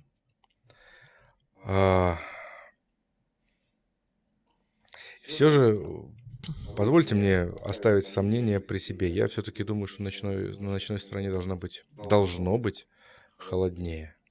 Ну да, там, в принципе, получается холоднее примерно градусов на 50, да? Меньше даже, там, на 10, может быть. Ну, это несерьезно. Несерьезно, да. Да. Тем более, что ночная сторона остается за Солнцем в течение 2 месяцев. Она должна остыть. Ну, так вот сказать, эти ураганы, про которые вы говорите, они же происходят на большой высоте. Возле Земли-то их нет особо. Там метр в секунду, по-моему. У нас есть измерение температуры. Ну, можно ли говорите, что верить нет в этом плане? Вы же перед этим сказали, что у вас большая погрешность. Ну да, там хорошо, у нас там 400, там, ну, те же плюс-минус 10 градусов, вот, хорошо, на которые у нас отличается. Так что, может, у нас еще вообще не отличается. Могло-то что-то повлиять на эти измерения температуры? Ну, не знаю, на интерпретацию. У вас, Михаил, Я конспиролог, да. Несколько уже... Ну, там больше 10, наверное, разных измерений, причем сделанных независимо 2, значит, странами, и вы все равно говорите, что наверное, нет. А вы говорите 10? Ну, давайте перечислим. Давайте, вот, Венера 4, Венера 5, Венера 6. Не просто перечислять. Венера 4, она именно на ночную сторону, правильно? Да. Она штатно приземлилась? Нет, она сдохла на 30, по-моему, километрах. И какой последний показатель у нее был? Ну, он совпадал с этими... Не, она первая была, с кем он совпадал? Это все с ней должны совпадать. С более поздними совпадало. То есть 400 градусов у нее было, да, примерно? Ну, что-то такое там, я не помню, да. На высоте 30 километров? Да. Хорошо. Следующая Венера... 400. Ну, по Цельсию там ниже было. 300 с чем-то. Ну, 300, да. Венера 5, да? Венера 5, Венера 6, они были идентичны. Ну, они копии друг друга были. Они приземлились? Нет, они сдохли на 18, по-моему, километрах. Тоже до Земли не долетели, но при этом показали какие-то там... 400 там с чем-то, да. Так, значит, и опять же, вплоть до Венеры 7, ну, Венера 7 долетела, но упала. Помимо этого, Маринер 2, радиометр измерения ночной стороны. Маринер 5, кстати. Подождите, Маринер 2 американцев пока не трогаем, ладно? Мне вот эти вот конкретно интересно. Вот 5 аппаратов русских вплоть до советских, вплоть до Венеры 7 мы посчитали, да? Причем все аппараты, как по вашим же словам, летели напрямую на ночную сторону, потому что так удобнее. Да. Торможение они делали об атмосферу, входили в нее на скорости, ну, около 10-11 километров в секунду. Атмосфера плотная, 93 земных атмосферы. Перегрузки там 300-350 G при входе в атмосферу. Разогрев там будет до температуры плазмы, там порядка 3000 градусов. До Земли они не долетели. Где гарантия, что датчики передавали именно забортную температуру, а не температуру расплавленного корпуса, Ну который хорошо, при если торможении? мы их ставим под сомнение, у нас потом есть Венера-7, которая села и посидела чуть-чуть на поверхности, уже без Чуть-чуть всякого сколько? торможения. 20 минут. Это мало. Ну как, ну здрасте, уже нет, у нас нет забортного этого трения о поверхность. Стоп, всё. стоп. С 2000 охладиться в плотной атмосфере за 20 минут до нуля невозможно. Я так думаю, что температура 600, 500, 400 градусов будет держаться, ну, час-два. Нет. Ну, я опять же, я сужу по земной атмосфере. Опять же, у нас атмосфера земная, по сравнению с венерианской, очень сильно разряженная. Ну, да, В 100 раз почти. А в разряженной атмосфере остывание происходит быстрее, правильно? да. Соответственно, если у нас остывание такого объекта будет занимать там полчаса, то в плотной венерианской атмосфере оно может занимать часа 4. У нас есть, помимо этого, орбитальные наблюдения, которые не спорят с измеренными значениями. У нас есть Они- измерение Веги, которое село и посидело часок на И поверхности. вот тут начинается как раз конспирология, потому что мы знаем не по астрономии, а именно по историческим сведениям, что, например, радиоуглеродный метод датирования очень часто подгоняется лабораториями под примерную датировку историков, археологов, которые находят какую-то находку. Это вполне, да. Почему в астрономии не быть такому же? А зачем? А мотивация какая у нас? Нам это А зачем? мотивацию можно любую выдумать, мы же все люди. Не-не, ну выдумайте. Хорошо. Мне Допустим, просто интересно, просто у нас такая травоядная область. я понимаю, Мы но никому не нужны, там, ладно, там эти, значит, ну, какие-нибудь как не нужны вы мне нужны, НЛО, например. какие-нибудь там, значит, это самое, подтасовка истории, там, Венера значит, это очень высадка интересно. на Луну, вот это вот всеми любимое, там Не-не. какие-нибудь эти пирамиды. Венера У это нас вообще прекрасно. травоядная тема, как Нет, никому не нужна. давайте выдумываю. Вот я человек, который вот сидит как в вашей травоядной теме, да. Я знаю, что там исследования не проводились уже там 10 хотя бы лет, к примеру. У меня разваливается страна, и мне приходят какие-то сведения с Венеры, и подтвердить, не подтвердить, мне семью надо кормить, как раз начинается кризис. Вот как раз я помню, что именно в момент развала Советского Союза, вот последние 2 года как раз было вот такое вот состояние, когда сигареты по талонам были, сахар по талонам был. То есть, ну, это было искусственно вызвано, конечно же, но было очень несладко. И, извините меня, человек, который в этот момент что-то изучает, да какая Венера, ему семью накормить надо. Если он сейчас выдаст данные, которые не совпадают с предыдущими исследованиями, да его выкинут нахрен, тем более, что тогда постоянные сокращения шли. Почему наоборот, интересно было бы? Нет, в тот момент было неинтересно, поверьте Интересно, мне. интересно. Бураны взяли и точно так же выбросили фактически. Мрию там куда-то дели. Тогда все распродавалось, и никому не было интересно, ну, по моим ощущениям. То есть просто вот проследить вашу логику, значит, данные Веги совпадают с данными там 10 предыдущих измерений, потому что им просто людям так хотелось. А на самом деле она охладилась. Планета, или Не-не-не, что? я не говорю, что она охладилась, потому что она изначально была холодная. Но я То никогда... есть все эти измерения были неправильны. Запросто. Люди так устроены. Ну, это здорово, конечно, но я не знаю, как... Но вы, насколько я успел с вами познакомиться, вы очень Как- идеалист. Как вы объясните тогда спектр ночной стороны? Окей. Этим способом проводились, вот конкретно этим способом проводились измерения температуры каких-то областей Земли с орбитальных спутников. С орбитальных меряют Именно этим этим способом. А Земля сильно холоднее, у нее она в инфракрасном свете не То есть светит. нет. Нет, конечно, другая планета. Вот вам... Венера светит. Ну, как вы металл раскаляете, он у вас начинает светиться в видимом диапазоне. Вы видите это свечение. Вот вам один из... Венера, она проколов. раскалена настолько, что вы почти видите вот это свечение. Но нет Оно тестовой в проверки, микроне. Какой? которую можем вот точно подтвердить, что способ верный. Мы рассчитываем, ну вы рассчитываете, что он верный, но может быть подтасовка. Потому что проверить, что, вот, по-моему, чтобы проверить точно, что этот метод работает, Тепловизоры, которые меряют температуру тела человека. именно этим способом работают. Ну да, вы знаете, что у человека есть излучение. Да, Что конечно. каждое тело излучает на определенный, значит, чем значит, горячее, тем ближе его, значит, тем ниже длина волны этого излучения, тем она ближе там, к видимому излучению. Хорошо. Тепловизоры видят тепло человека. Значит, если человек, у него температура там, или там, допустим, на поле боя, там он прячется где-то, его видно с дрона. Значит, ну, это видно. Здесь у нас температуры другие. Значит, пик излучения переходит ближе к видимой области. То есть на Венере настолько горячо почти, что этот пик почти входит вот в видимое. То есть она почти светится. Так что глаз мог бы видеть это излучение. Про ветер и движение атмосферы мы уже, в принципе, поговорили, да, с вами? Разве?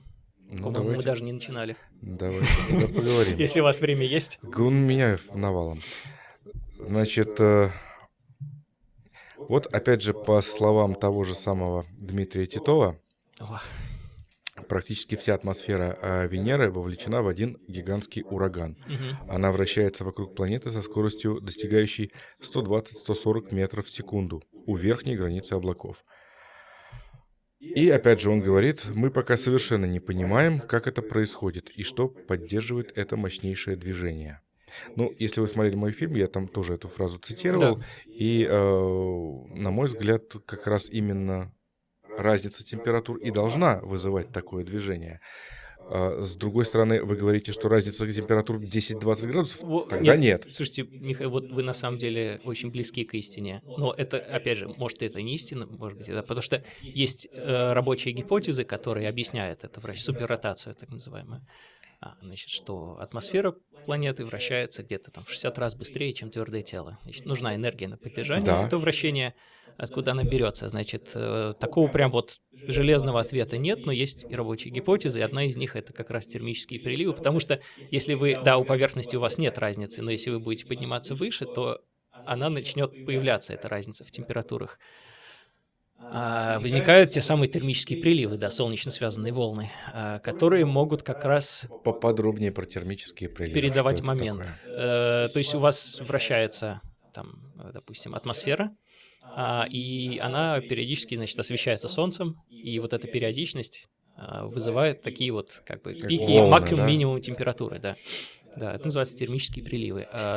Чем выше, это, особенно над облаками, это эти термические приливы очень выражены. Их мерил, например, наши, все про них забывают, Венера 15-16 такие у нас были,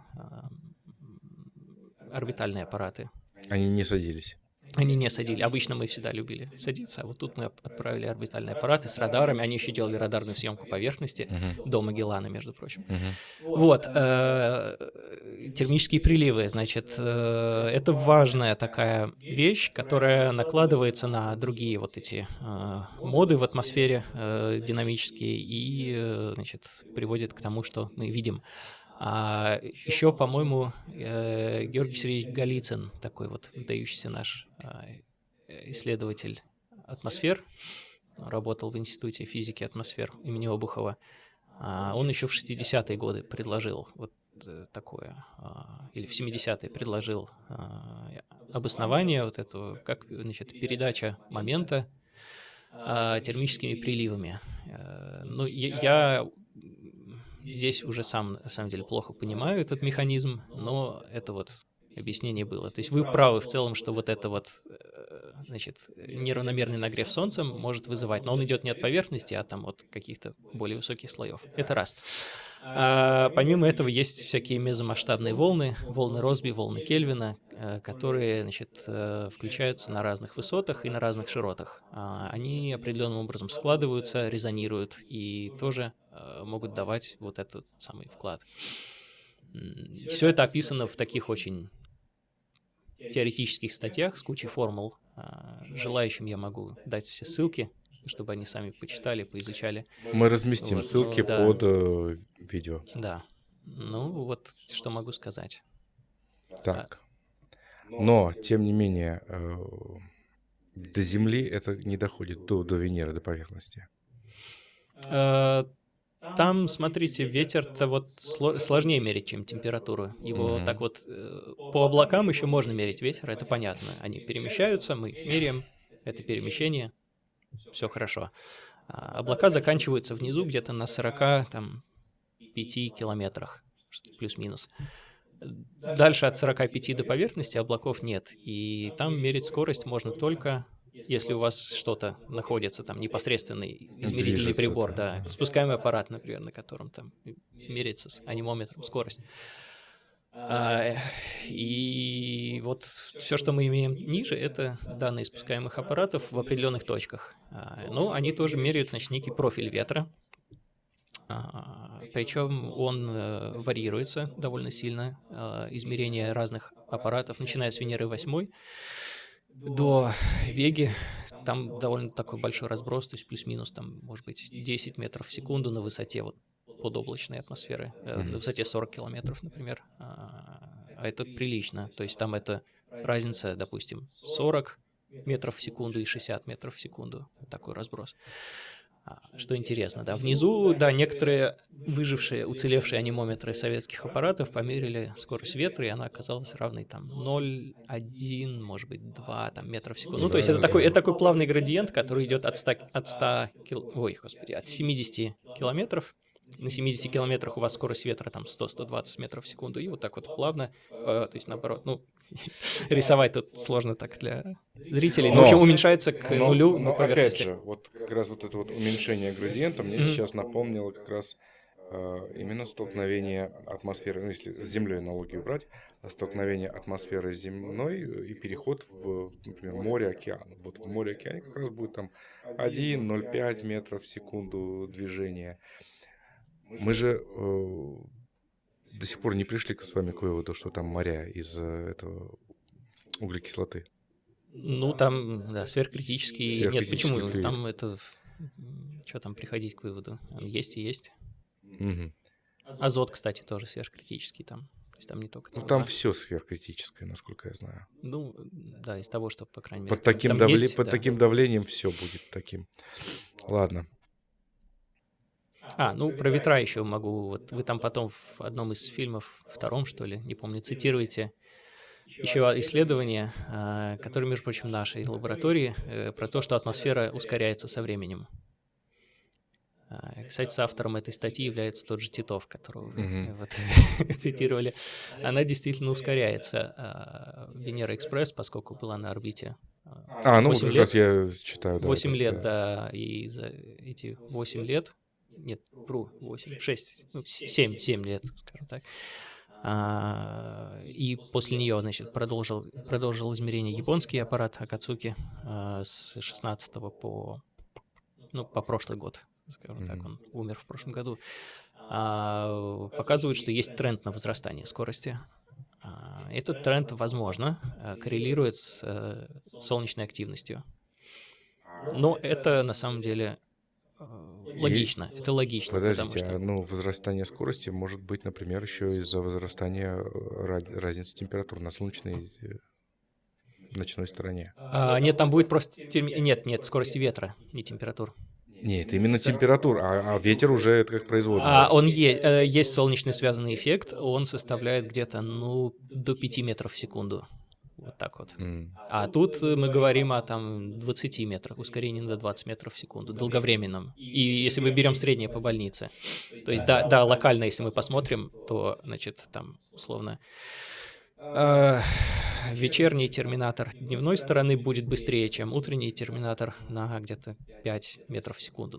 Терминатор — это точка, где день-ночь. День переходит в ночь. Да. То есть она действительно на дневной стороне чуть-чуть ускоряется, да. На дневной.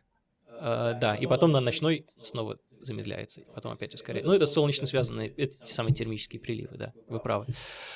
А тут мы говорим, что если мы даже усредним вот это все, значит, по всем, значит, часам местного времени, то мы все равно получаем... Или возьмем какой-нибудь один, например, полдень, возьмем температуру в полдень, и, значит, в 2008 году и в 2016 году, то окажется, что она изменилась там, так прилично, да, там 15-20 метров всегда, да. Больше. А температура при этом? Температуру при этом не мерили. Температура на этом... на верхней границе облачного слоя, на дневной стороне. Ее можно мерить фурье-спектрометром, которого, значит, на Венере-экспресс он не сработал, а на Акацуки его просто не было. Странная вот эта вот череда несрабатываний. Ну, Баллонов. Михаил, вообще Не, ну, мало пони- что срабатывает в космической технике. Ну Это чудо, да. когда у нас что-то работает. Кстати, вот по поводу Магеллана. Я, кстати, люблю читать лекцию про Voyager студентам. У него такая очень интересная Ну да. судьба. Вот там у него все ломалось по ходу дела. Тем не менее, Чудом он каким-то старичок дожил. такой динозавр. Так вот, в 90-м году США направили на полярную орбиту Венеры спутник Магеллан, да, мы знаем. Он как раз, по-моему, радио... Да, это измерения у него был поверхности один делал. единственный прибор, даже не прибор, просто радар орбитальный. А там, да. вопрос, опять же, странный. Спустя 3 года после вот, ну, получается, успешных зондирований Мгм. поверхности, да, американцы почему-то не оставили его на орбите, а решили вот обрушить на Венеру. Зачем? Руки Госдепа, Михаил, пробрались. Возможно, пробрались. не исключено. Нет, на самом деле у него была научная программа рассчитана на столько лет изначально. Хорошо. Если вы почитаете какие-то документы, Не, связанные может быть рассчитано, но и вот МКС... На какой МКС орбите, был Магеллан, Михаил? Я не смотрел. На круговой. На Потому круговой, что радар делает съемку, ему нужно быть примерно все время на одном и том же Так это расстоянии. же идеально. Круговая Пусть- орбита пусть требует- остается там. Чтобы перейти на круговую орбиту, нужно потратить много топлива и поддерживать эту орбиту. Поэтому, долго аппарат не проработает. Хорошо, ладно. Вот Венера-экспресс, высокая эллиптическая орбита, там 8 лет. Марс-экспресс, сколько он? С 2003-го, сейчас у нас 23 года, все еще летает, например, Вот. на высокой эллиптической. А Вот. круговая, это на ней аппараты долго не живут. То есть они снижаются со временем, да? Ну, хорошо. А плюс он выполнил свою программу, то есть они запланировали, сколько витков, когда он какие широты будет сканировать, и он просканировал там 99%. Ну, окей, но зачем тогда его еще активнее направлять? Ну, поработал бы он там еще годик, может быть, 1,5. Я не уверен, что его активно сводили. Вот, ну, написано, что активно. Именно изменили траекторию. Там, Может быть, они Допустим. отрабатывали аэробрейкинг на нем. Может быть. торможение? Да, торможение атмосферой. Может быть. Как с Венерой Экспресс, кстати, делали, когда она уже была, по-моему, в 2014 году подходил к концу ее запас топлива. Ее тоже специально немножко опустили и отрабатывали на ней вот технологию вот этого торможения атмосферой. Все-таки вообще интересно, почему мы вот с 1984 года вообще планета Земля потеряла интерес к планете Венера. Вот ведь до этого, с 61 по 84 было направлено 24 аппарата. Да. Причем я, скорее всего, даже какие-то не учел. Может быть, их Не, больше это, было. да, похоже Да. на правду. То есть, каждый год что-нибудь Каждый год управлялось, да? запускалось. Вот, А пот- люди жили-то. Да, а потом вот буквально за 36 лет следующих всего 6 аппаратов. Но на самом деле еще раньше интерес упал. Я думаю, даже в 70-х. Почему? Это же, на мой взгляд, это самая интересная планета. Во-первых, из-за того, что Потому что она... это никому не надо.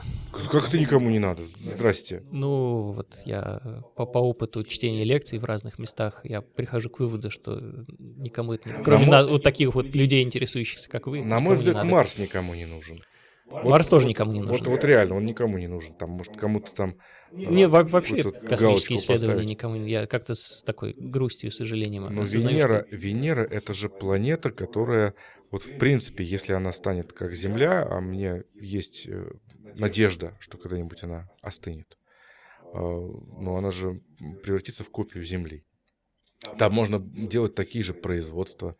Там углерода, завались. Там можно ту же нефтянку сделать. Наверняка там и нефть есть. Ну, это и тут, будет, тут точнее. вы как этот сторонник биологической или не биологического Я- происхождения нефти?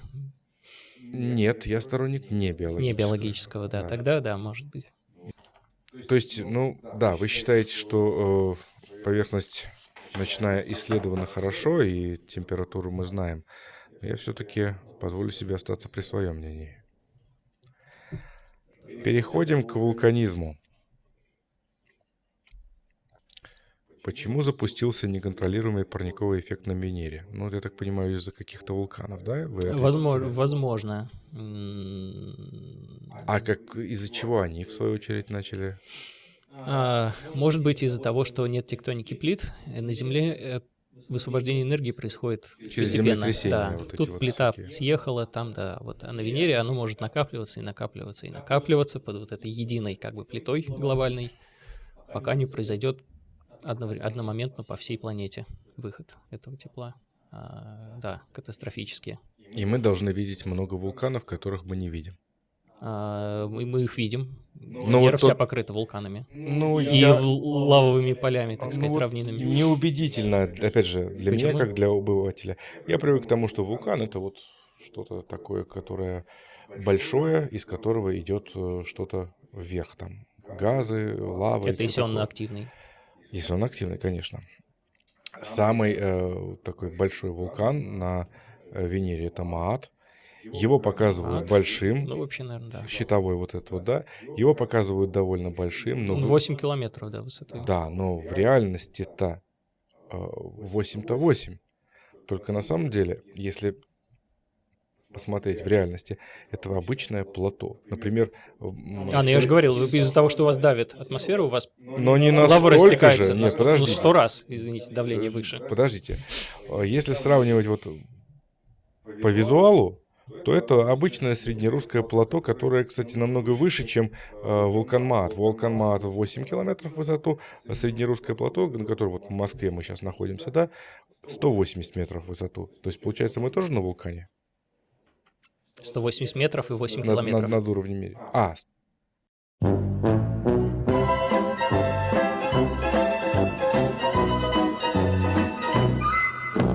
Да. Прошу прощения, ошибся, Ничего да. страшного. А тем не менее, все равно там уклон 1 градус всего. Да, давление атмосферы. Все на него Щитовой списывается. вулкан строится из своего собственного материала, который Хорошо. гавайские вулканы. Вот. Хорошо. Если вулкан плоский, это потому, что такое давление атмосферы. Но если на высоте 70 километров есть сера, это потому, что их выбросили вулканы. Противоречий нет? А что? Что вас беспокоит здесь? А меня беспокоит то, что если вулкан способен выбросить серу на 70 километров, значит... На 40. Модели говорят, что на 40. Мы можем не верить моделям, но так вот. Ну, тот слой серы, на который он должен выброситься, он находится на высоте 70 километров. Почему? Ну, так Не понял. написано в Википедии. Ну, я Википедию... Ну, 40, да, считаете? Википедия это, да, сложно Хорошо, спорить с ней. хорошо, пусть будет 40. Значит, он должен выбросить на 40 километров газ, пробившись через 93 земных атмосферы плотность. Но при этом, то есть он способен вот так вот Да, ну выбросить. газ это уже то, что может всплыть Хорошо, просто в но при атмосфере. этом лаву он не может выбросить даже на вот чуть-чуть, да, чтобы Ну, я думаю, что на подрасти. чуть-чуть может просто, но это же надо увидеть, что это выброс лавы этой. А мы видим только результат того, что произошло когда-то, и вот мы видим только лавовые потоки. Опять же, вот эти лавовые потоки, мы видим их только в радиодиапазоне, правильно? Ну, увидели бы, если бы могли глазом туда вот попасть, Просто полетать там и меня, например, посмотреть. смущает очень сильно длина этих потоков, там до 400 километров. До 400 километров. Ну, может быть, 300 даже. Даже 100 километров — это что-то чересчур запредельное.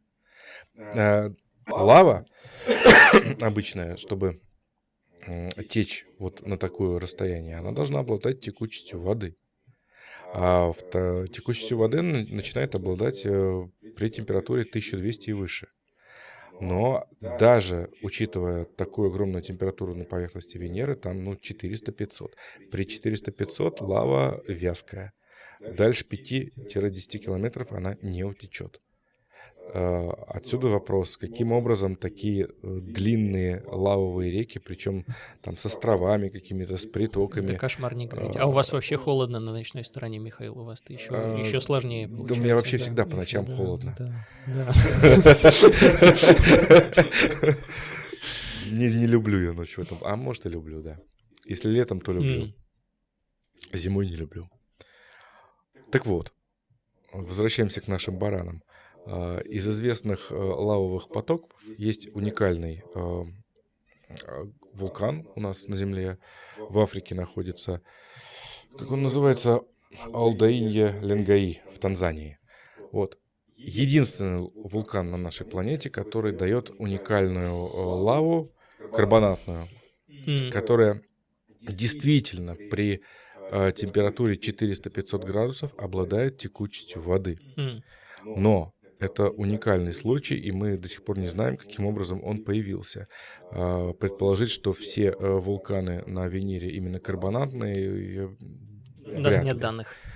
Да и вряд ли это, потому что каких-то условий не хватает для этого, мне так кажется.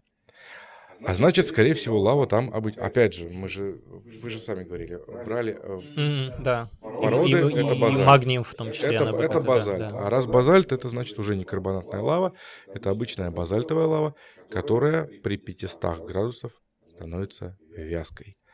Чтобы течь реками, она должна иметь температуру выше 1200. Но как? Здесь не знаю. Для меня вот сейчас новость, что там как-то настолько длинные лавовые потоки. Я вас послушал, мне понравилось. Так что я не знаю.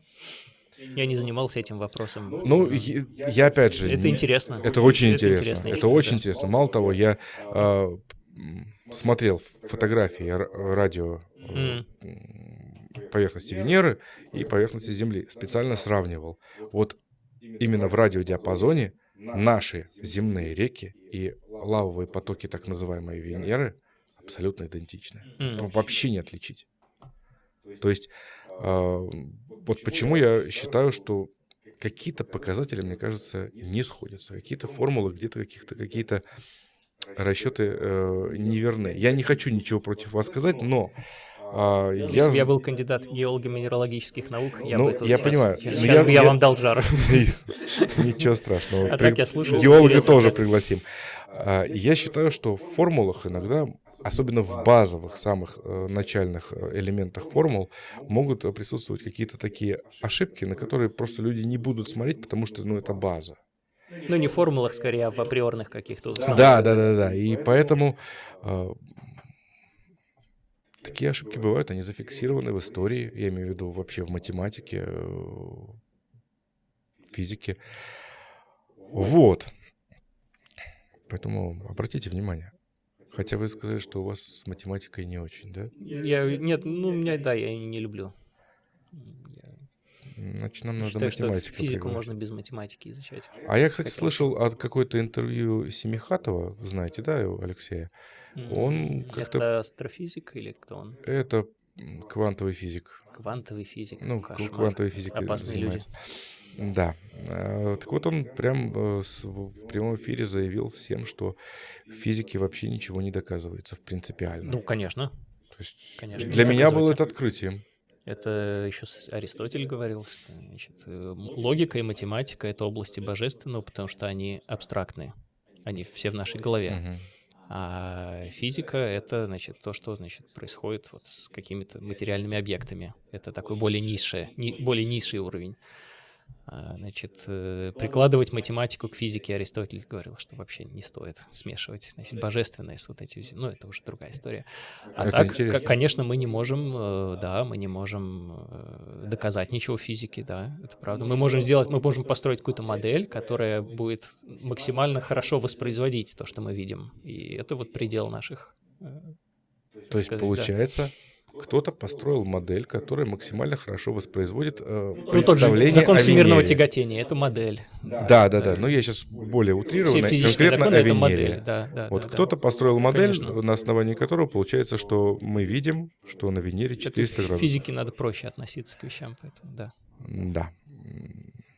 Может, эта модель неправильная? Ну, да, просто, как это сказать, когда уже много очень доказательств, то как-то сложно 10 отрицать. это мало, причем 5 из них сомнительные.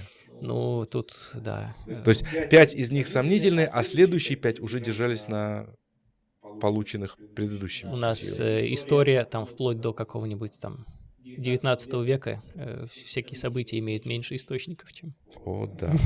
Это отдельная тема для разговора. Античная и средневековая особенно. Да. Кстати, может быть, Перейти к истории. Поход Цезаря против этих самых германцев, который он сам написал. Значит, и мои доблестные походы против варваров. Подождите, даже не он написал, это, по-моему, не Птолемей.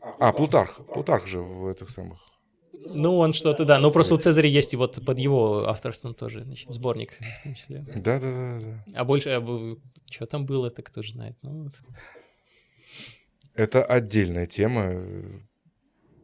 Думаю, мы еще об этом поговорим не раз.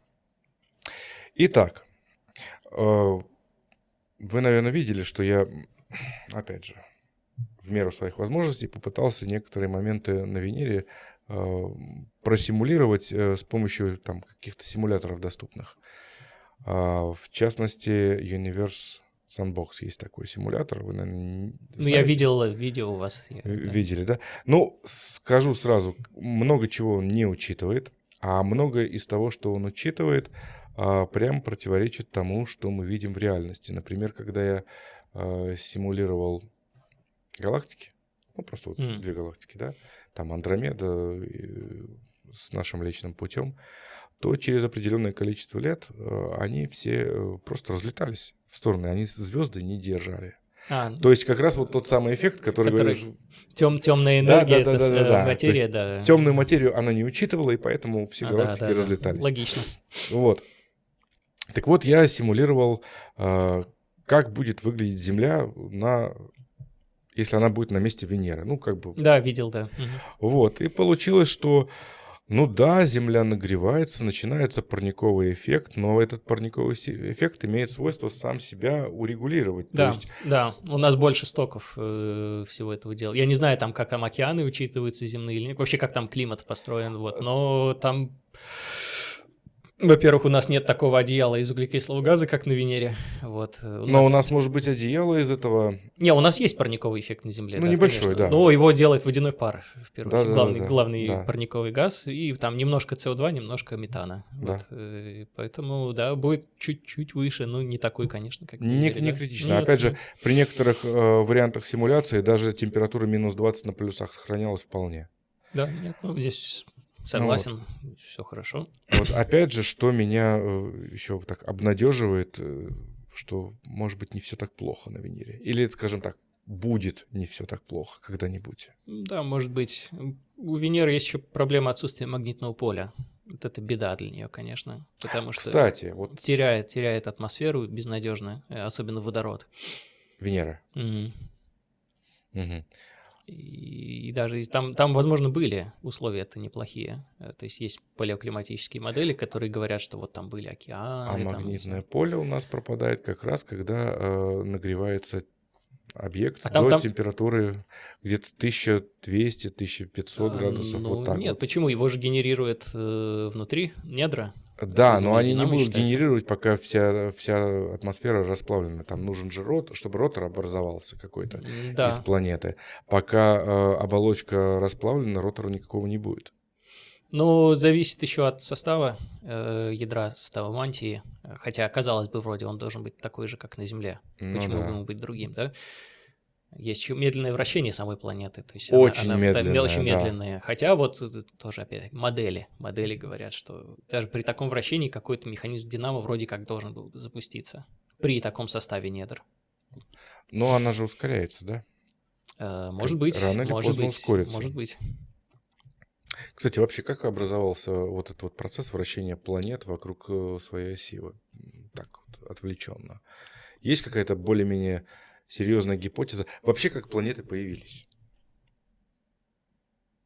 Протопланетный диск. Вроде как мы видим его у других звезд тоже. Так что вроде можем примерно экстраполировать на себя, что, ну, наверное, у нас произошло что-то похожее.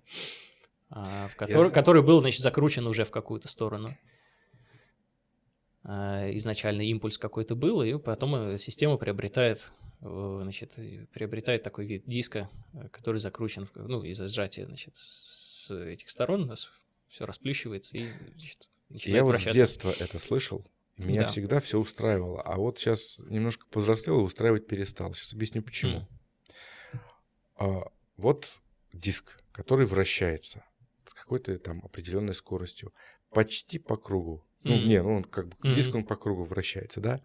И вот, допустим, образуется в каком-то конкретном месте этого диска, зона там с повышенной гравитацией, да, там скопление.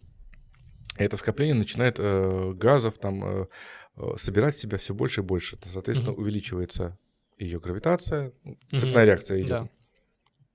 Это все хорошо. Но в этом случае,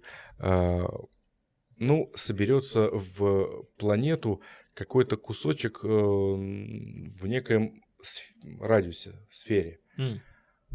Не по всей поверхности диска. А как остальной диск туда попадает, содержимое остального диска. То есть, например, чтобы было понятно, вот Солнце, да, вот этот кусок вращается, типа Земля вокруг Солнца, да, и он же в диске. Диск же не стоит на месте газопылевой. И вот эта вот планета вращается, как вот газ на обратной стороне из той же самой зоны попадет в него. И она должна догнать, но если она догонит, тогда будет другая орбита. Она будет либо вытянутая, либо шире, либо уже. Если она там отстать должна, то то же самое произойдет. Если орбита останется ровно то же самое, одинаковые, да, у них, то они будут летать вечно друг напротив друга. Наверное, я понял ваш вопрос. Нет, вы исходите из того, что газ этот вращается с той же скоростью. Да. Он может изменять свою скорость. Но тогда он изменит орбиту. Да. И тогда он промахнется. кем-то будет захвачен, да. То есть получается, что при создании Земли, например, Земля выгребает под себя не тот газ, который находится на ее орбите, а либо внутренний, либо внешний. Ну да, скорее всего. Не То уверен есть получается точно, спираль но такая. думаю, что да, вполне может быть. Это вопрос, опять же, к орбитальным динамикам, к людям, которые этим занимаются. И самое большое количество газа проходит мимо и идет четко в звезду, увеличивая ее. Ну да, или на эти самые, на задворки туда, на газовые гиганты. Ну потому да. что они могут себе позволить такое. Хорошо. Ну и куча мусора у нас еще остается в виде астероидов комет. Огромное количество этого мусора, которое потом летает и, значит, находит себе пристанище где-то. Кстати, насчет астероидов и комет. Я вот, например, не уверен, что они остались именно от создания планет. Ну, хотя бы возьмите, да, по количеству... Как это правильно? Не по Изотопный количеству. состав? Не. По количеству материала по мере удаления от Солнца. Там какая-то формула есть. Да. И у нас наша Солнечная система не очень хорошо ложится на это. Вообще не ложится. Да. Особенно пространство между Марсом и Юпитером. Вот этот пояс астероидов, хоть их там миллионы, да, 1,5, по-моему, миллиона или 2 сейчас. Вот. Но если их все собрать вместе, они даже массы Марса там вообще крошка какая-то. То есть... Не было планеты, скорее всего, там. Либо не было, либо они в какой-то момент истории очень сильно гуляли. Но это отдельный разговор. Да, вполне. Хорошо. Так вот, вопрос-то изначально был, как появляется вращение планет вокруг своей оси? Какой-то изначальный импульс. Он у всех одинаковый был? Может быть, разный, потому что столкновения это какие-то хаотичные были. Именно из-за столкновений? Ну, я думаю, да. Или какой-то, значит, если был, значит, может, приливный захват опять тоже. Я для себя нашел... Тоже при этом будет какой-то импульс вращательный перед... Я лично вот для себя нашел одно объяснение. Но, опять же, я не знаю, насколько оно научно, не научно. Это вот лично вот для себя. То есть, когда первый протопланетный диск был, да, когда планеты образовывались, вот они по газу летят вокруг Солнца, да, вот внешняя часть летит быстрее, чем внутренняя. И таким образом начинается закручиваться. Внешняя часть объекта протопланеты летит быстрее, чем внутренняя. Да. Ну да, логично. Да. То есть, как бы, да. это вот мое само для себя объяснение. Ладно. Так вот, мы же начали с симуляции. И вот это вот я начал рассказывать про симуляцию в Universe Sandbox. Меня что радует, то, что они каждую неделю-полторы усовершенствуют, добавляют какие-то свои новые фишки. Так вот, симуляция показывает, что Венера остывает, и лет через 600-700 она остынет. Ну, это как-то это... Тогда, значит, еще 600 лет назад она была Представляете, какой горячий, если это линейный процесс. Я думаю, это процесс не линейный, во-первых. Во-вторых, я смотрел... Именно на нашу жизнь пришлось вот это вот резкое остывание, да, Михаил? Какие мы счастливые. Нет. Или там на жизнь наших Я думаю, ближайших потомков. На нашу ближайшее прошлое, скажем, там лет 200-300 назад, пришлось как раз ее разогревание. Мне так кажется, потому что исторически зафиксировано довольно большое количество разных аномалий возле Венеры, которые могут косвенно намекать на то, что это вы и про как спутники ее... или про что там? Про спутники, да. Спутники. Ну, тут, да. Но вот эту часть мне сложно комментировать, если честно. Там, потому что вы находили какие-то древние монографии. Ну, не древние, там, понятно, 19 века. Ну, давайте я их зачитаю, там немножко, просто чтобы было понятно зрителям. Да. У меня целый листик выписанный, вы пока там отдохните, послушайте. На протяжении 17-18 веков астрономы неоднократно наблюдали спутники Венеры, которые затем куда-то исчезали. С 1770 года по 1890 год было зарегистрировано более 30 наблюдений спутников, как минимум 12 астрономами. Среди них Франческо Фонтана, Кассини, Шорт, Майер, Лагранж, Жак Монтень, Шайтен, Руткиар, Монбарон, Кристиан Хорибоу, Артс, Барнард и многие другие. Но после 2-3 зафиксированных наблюдений, как правило, спутники загадочным образом исчезали. И опять-таки официальная наука предпочитает считать, что многие видные астрономы на протяжении 120 лет ошибались. А что, если никакой ошибки не было? Если спутники действительно существовали, но в конце концов просто падали на Венеру, тем самым превратив ее в адское пекло. Вот смотрите. В 1645-46 году астроном из Неаполя Франческо Фонтана, наблюдая в телескоп Венеру, наблюдает несколько ее спутников. Два момента были очень любопытные. Во-первых, он обнаруживает спутники Венеры, движущиеся по нестандартной орбите, по полярной траектории. То есть это о чем говорит? О том, что, скорее всего, это был захват довольно недавний, да? Захват пролетающего астероида. Там же как раз рядом между Венерой и Меркурием ходит целая сеть астероидов, Аполлонов, которые вот как раз довольно большие, кстати, есть. Вот. А во-вторых, спутники не просто сопровождают Венеру, они буквально катятся по ее поверхности с юга на север. Но это рисунки, которые зарисовал Франческо Фонтана.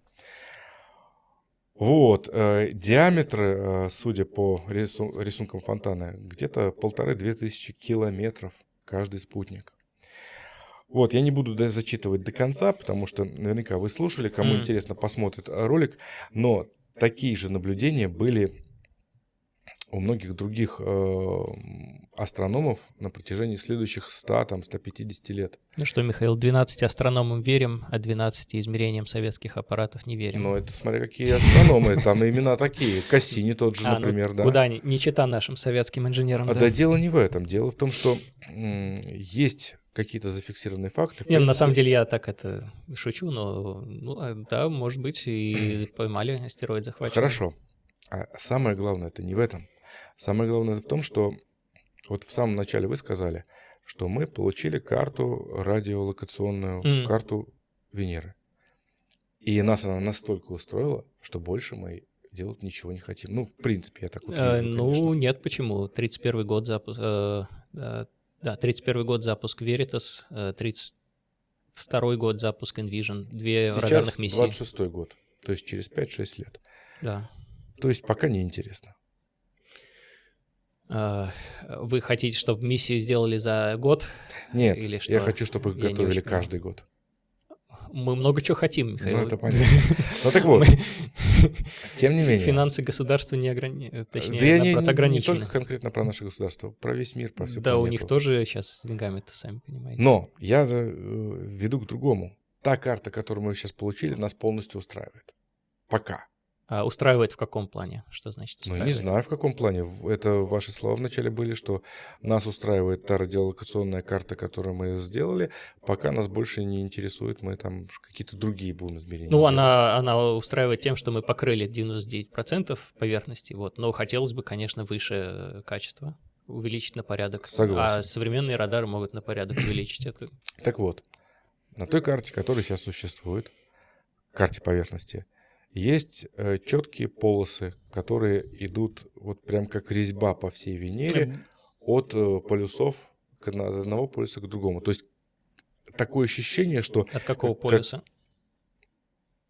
От южного к северному или от северного к южному, я не знаю. От южного, скорее всего. От южного. И где они находятся? Относительно Афродиты. Сейчас вы меня путаете, что такое Афродита.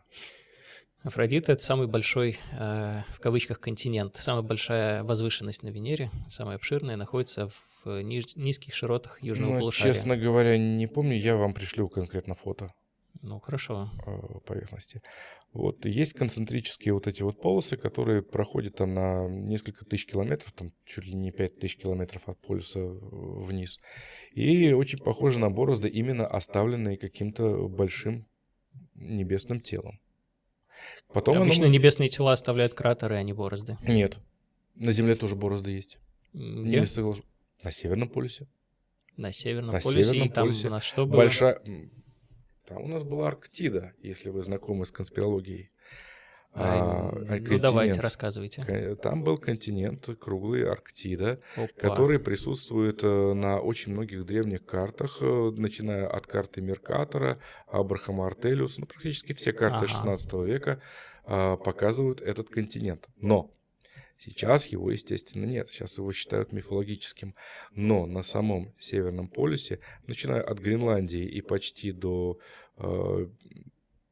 Берингового пролива, проходит след вдавленный, который кончается маленьким, ну как маленьким, в геологическом смысле маленьким, можно даже сказать, камешком упавшим прямо. То есть видно, как он шел по поверхности Земли, причем видно, что он шел довольно медленно. Земля своим оборотом смещала его траекторию, но он продолжал по инерции идти, и в конце концов где-то в районе, как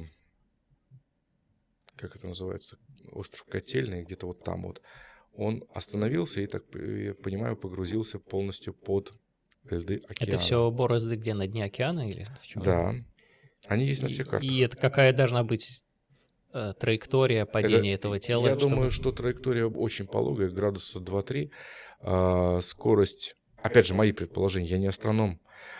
Скорость, ну, давайте так, 3-4 тысячи километров, не больше. Даже не первая космическая. Вот. Но очень большой размер. Километры в диаметре. Ну, я это ладно, полярная область, там у нас может еще что-то по касательной прилететь. В Антарктиде есть еще один такой же на след. Венере, хорошо, вы говорите, это у нас... Какие широты? А там вот так вот. А там вот так. Вот. Да. Это мало что у нас так летает. Совсем мало что, я согласен. Инопланетный корабль только. Поэтому первое, что может прийти в голову, что это как раз погрешности радиоизмерения, фотографирования этого. Бывает же такое, да? Там накладывались несколько друг на друга. То есть, а если нет погрешностей, тогда, извините, но там слишком четкие следы. Мне нужно посмотреть на это, чтобы понять. Я так вот не очень понимаю, о чем речь идет. Ну, я сделаю сюда вставку, но сейчас, я так понимаю, вам... Мне сложно комментировать. Сложно скомментировать, да. Вы, наверное, даже не обращали внимания?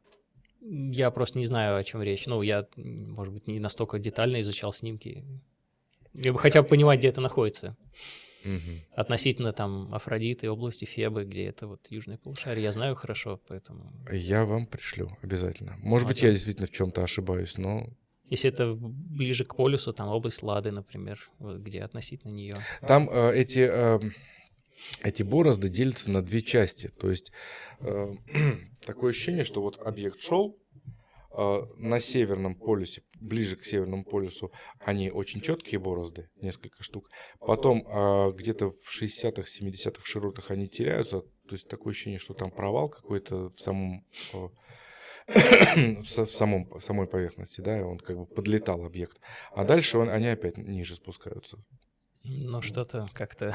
Ну, странно, что вы их не видели. Я просто поражен. Я думал, что вы сейчас мне вот прям расскажете все про это дело.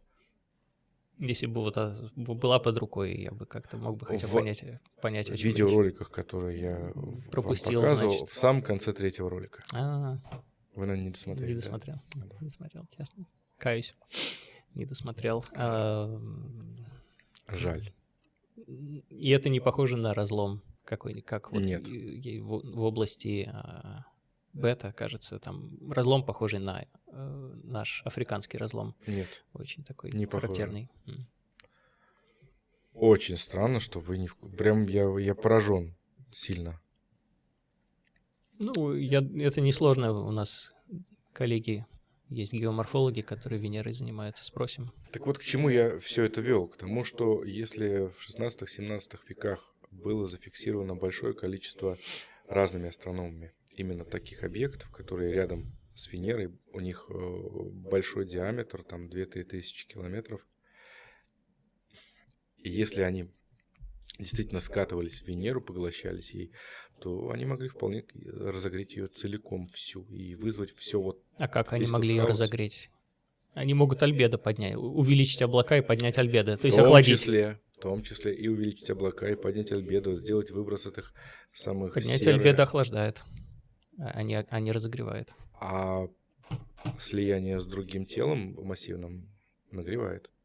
Ну, локально, да. Ну, так вот, чтобы на сколько там... С Сколько сотен градусов там? С такими огромными телами это не локально, это глобально, это на всю планету. Если, скажем, метеорит там километр, 10 километров в диаметре, ну окей, да, он может там разогреть локально, но там сотни километров в диаметре. Не думаю. По рисункам Ломоносова, когда он рисовал атмосферу планеты, видно, что она была массивная. И он сам написал, что планета Венера окружена атмосферой большей... Пупырь, да, и атмосферой больше, чем Земля.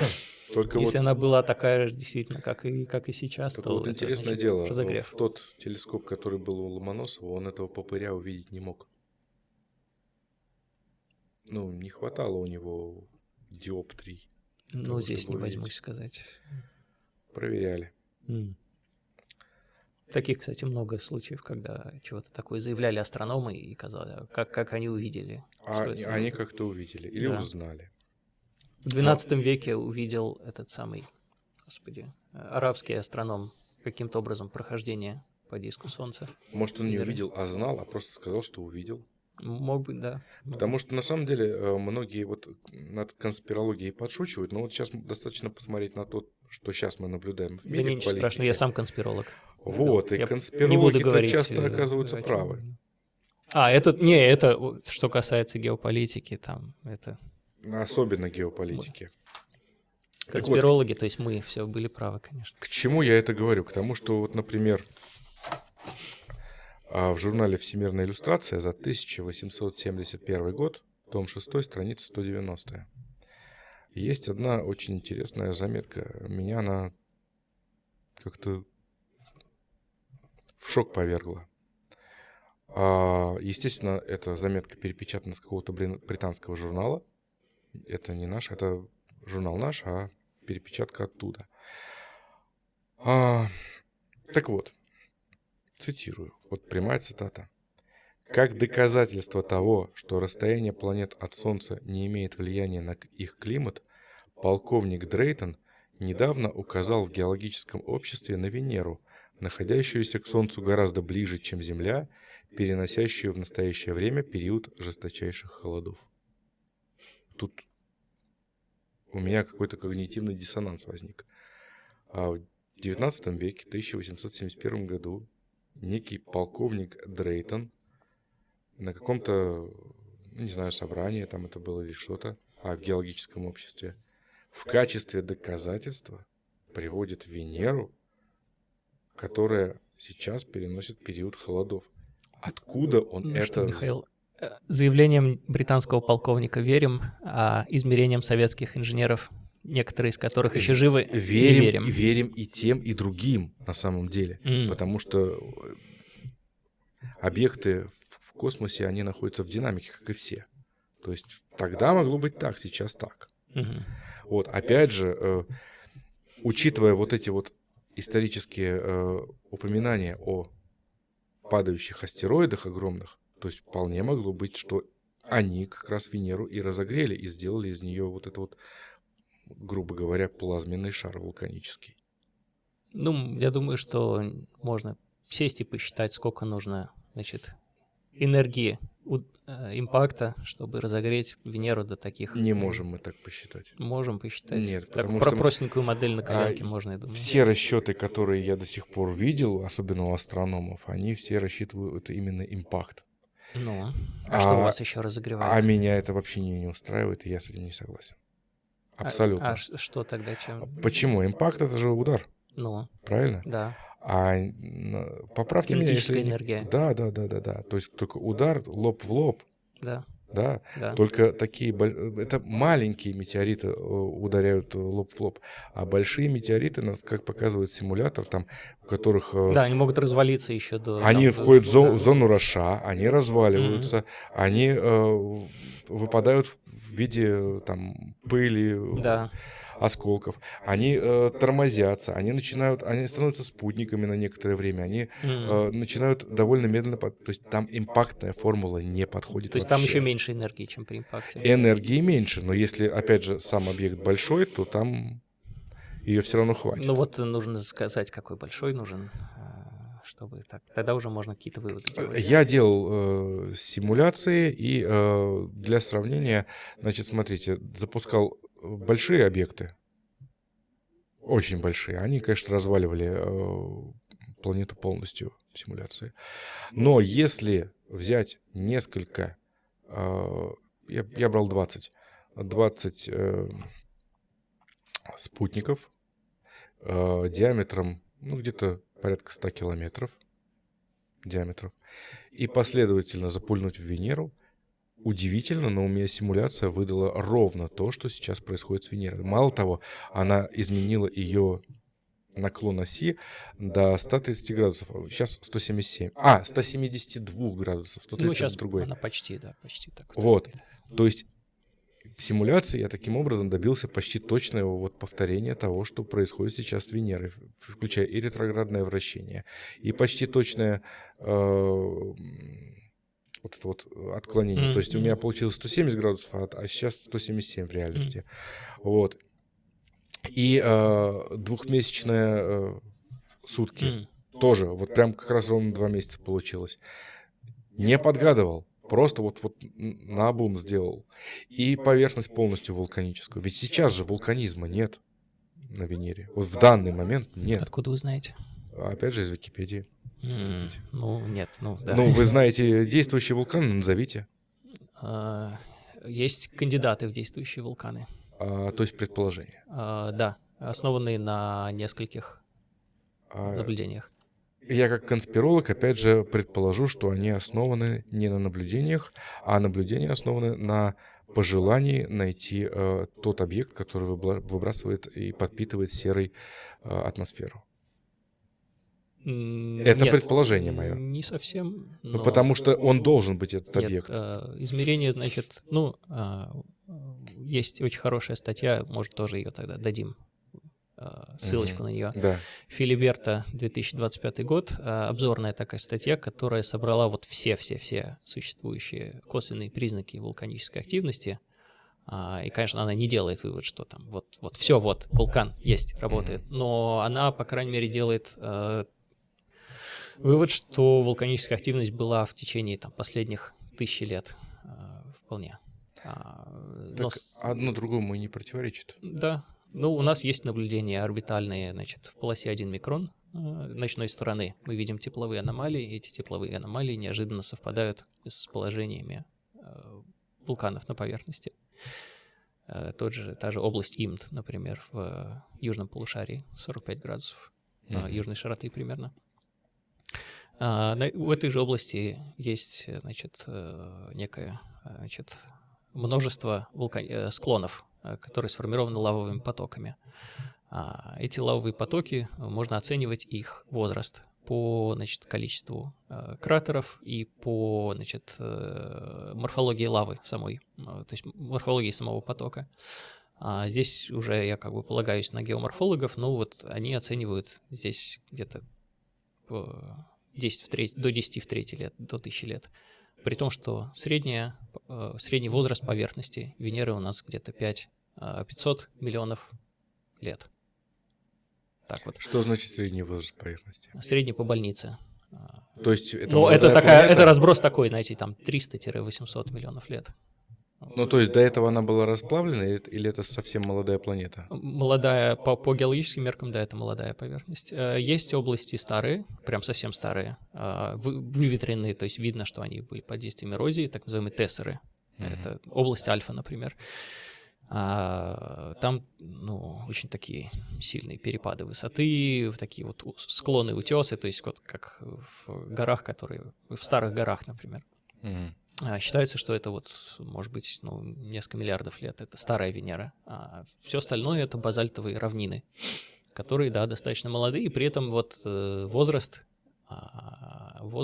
этих равнин примерно там 500 миллионов лет, плюс-минус, кирпич. Есть, ну ладно, отклоняюсь от темы, тогда уж раз вы спросили про возраст, была такая доминирующая гипотеза где-то с там 80-х, ну нет, с 90-х, наверное, годов после Магеллана уже, что это было катастрофическое событие, которое, значит, полностью захватило вот всю планету, 80% планеты стало переформатировано из-за извержений вулканов по всей планете, да. Значит, поэтому вот она молодая, то есть это было единовременное. Сейчас есть, ну, скажем так, мнения разнятся, есть люди, которые считают, что нет, это все-таки был процесс такой периодический, и на самом деле вулканическая активность была то тут, то там, то есть не было катастрофического единого такого извержения. Это вот, кстати, в статье этой 2025 года разбирается. Значит, возвращаясь к этому вулкану, им-то там, значит, есть у нас и... что я говорил? Да, значит, лавовые потоки. Дальше спектральный отклик от пород, которые складывают эти лавовые потоки. Оливин, по-моему, в частности, такой как самый основной базальт. Он имеет определенную, значит, скорость деградации спектральной. То есть его спектральные свойства изменяются со временем после того, как он застывает, выходит на поверхность, лежит и, значит, находится под воздействием атмосферы. Если, значит, да, в лаборатории мы знаем эту скорость изменения спектральных характеристик, и если мы ее экстраполируем, то получается, что это тоже такой, конечно, способ не очень надежный, но он тоже в копилку косвенных признаков, он тоже показывает, что возраст где-то там до 10 в трети лет. Есть измерение скорости ветра, это ваш покорный слуга делал измерение скорости ветра нижнего облачного слоя, и если мы сложим все измерения на протяжении 2,5 лет, что у нас работал прибор орбитальный, то оказывается, что над этим вулканом у нас неожиданно замедляется скорость. Замедляется так ветра. Скорость ветра в нижнем облачном слое, то есть это 40-45 километров. Туда, куда как раз добивают те самые наши вулканические плюмы согласно моделям. Вот. Но это тоже так на подумать. То есть это, конечно, ни о чем не говорит, но совокупность косвенных признаков, она уже говорит о том, что, ну, всерьез нужно рассматривать высказывание о том, что Венера вулканически активна до сих пор. Ну и и во-вторых, так это уже как бы отдаляясь, что ей мешает быть вулканически активной. У нее есть внутреннее тепло, ей надо его высвобождать. Ну да. Да, ну... Ничего, в вулканической активности нет ничего удивительного. Было бы странно, если бы она была не вулканически активная, если бы она была полностью потухшая. Вот это уже вызывало бы большие вопросы. Не, ну вулканическая активность это такое, это на самом деле не так просто, как кажется. Во-первых, что такое вулканическая активность? Это конвекция в первую очередь, правильно же? Вулканическая активность бывает разная. Если у нас нет тектоники плит, то у нас, конечно, количество разнообразия вулканического сильно уменьшается, и у нас так называемый хотспот вулканизм или горячие точки, то есть места какие-то под корой, где у нас вот пробивает, что называется, из-за кору. конвекции. Да. Конвекция, да? Окей. Ну, это должны быть какие-то учитывая, что там вращение всего там 1 оборот 2 месяца, да, то эти точки должны быть достаточно фиксированные. 1 оборот чего? Самой Вокруг планеты? своей оси, да. Нет, он Ой, полгода, по-моему. 200 с чем-то дней, там 250 дней, дней. да, я что-то перепутал. С Меркурием перепутал, да. Вот. То есть эти точки должны быть очень-очень локальные. Да. То есть не по всей планете. Нет, почему? Ну, в смысле, Почему? не охватывающие всю планету сразу. Ну, мы их находим везде почти. Ну, тогда это может быть не совсем с конвекцией связано. Почему? Потому что, ну, она же, Венера достаточно, как это правильно сказать,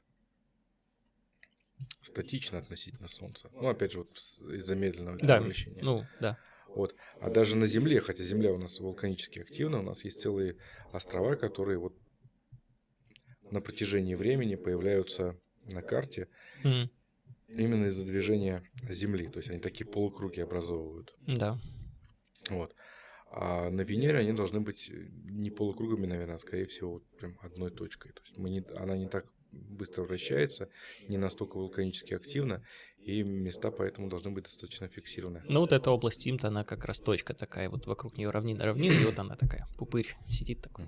Ну, насчет того, что Венера молодая планета, ну, ладно, 500 миллионов. Ну, это смотря с чем сравнивать, какие-нибудь там спутники Юпитера, там, типа Европы, там, моложе. Я, например, это принять не могу, хотя кто я такой, но все равно я не могу это принять. Почему? Потому что тогда логически получается, что все планеты Солнечной системы были уже сформированы, а на месте Венеры еще был протопланетный диск, так что ли? Почему?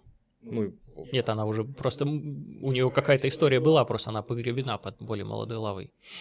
Ну, то есть все-таки произошло некоторое катастрофическое событие. Пока, да, скорее всего, больше похоже на это, я бы сказал так. А поскольку событие настолько катастрофическое, то есть что расплавило, ну, по сути, расплавило, да, давайте называть вещи своими именами, расплавило всю планету, то мы, мне кажется, не можем сказать, какая дата была у этого события. Это может быть и 500 000 лет назад, это может быть и 100 лет назад. Определяют по количеству кратеров. Потому что все тела, которые без атмосферы, они покрыты кратерами, и по количеству, и по распределению размеров этих кратеров можно примерно понять, что, значит, ну, если тело было всю жизнь без атмосферы, Меркурий какой-нибудь, можно определить его возраст, примерно, или Луну, там, например, те области, которые там, не вулканические, или какие-нибудь там безатмосферные тела, не ледяные, там, за орбитой Марса. У Венеры есть атмосфера, в которой большая часть метеоритов просто сгорит, не достигнув поверхности. Но даже с учетом этой атмосферы этих кратеров еще меньше, чем должно было быть. И по количеству кратеров, там, условно, на какой-то равнине можно делать вывод о том, значит, когда она обновилась. То есть это, в принципе, эмпирические данные, но с довольно большой достоверностью. Да, еще помимо количества кратеров, сам вид кратеров. То есть если этот кратер лежит долго у нас на поверхности, то он подвергается эрозии, и постепенно у него разрушаются стенки. Ну, вот как на Земле, знаете, старые эти кратеры ударные, которые уже заросли травой, там и все. С трудом уже угадываются даже на карте. Ну, вот то же самое. А здесь они такие свежие, с ровными краями, те, которые есть. А более старых нет. Действительно молодая планета, совсем недавно подвергнутая. То есть не исключено, что катастрофа произошла там 300 лет назад. Ну, нет, там все-таки не настолько. Кратеры все-таки есть какие-то. А я могу вам привести пример, что вот 300 лет назад отбомбардироваться успели. Была бомбардировка именно активная Солнечной системы. И Венера схватила гораздо больше, чем все остальные планеты. Ну, тут все-таки это глобально надо смотреть по всей планете. Да, у меня есть глобальная гипотеза по этому поводу, но это, наверное, тема отдельного разговора. Может быть, да. Может, вы еще расскажете про вот этот вот проект, как вы, Венера-Д, да, или чем вы занимаетесь, чем он будет заниматься, как это вообще все будет происходить? Да, проект... Я про этот проект ничего не знаю. Ну, он такой у нас многострадальный, потому что было всегда желание продлить эту цепочку миссий советских, прервавшуюся, и уже где-то там в начале нулевых пытались внести этот проект в федеральную космическую программу, потому что опыт есть, наработки есть, даже несмотря на все потери перестроечные, все равно, в общем, можно было бы продолжить. Тем более, что мы создали фактически идеальную машину для доставки научных приборов на Венеру, потому что вот, начиная с 7-й Венеры, у нас 10 попыток посадки, и все 10 успешные, ни одного отказа, да?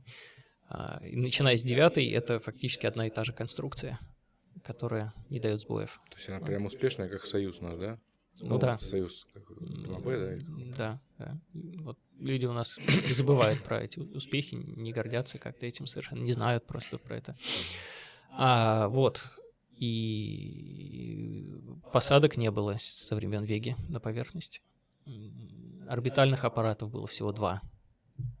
Вот. Поэтому, конечно, нужно продолжать эти измерения, но, к сожалению, не все разделяют эту точку зрения, и наше космическое агентство не очень хорошо поддерживало эти идеи. Сначала Венера была в федеральной космической программе, это был 2006-2010 год, а потом в 2010 году закрыли проект, потому что было секвенирование бюджета, и вот что попало под нож, то и попало.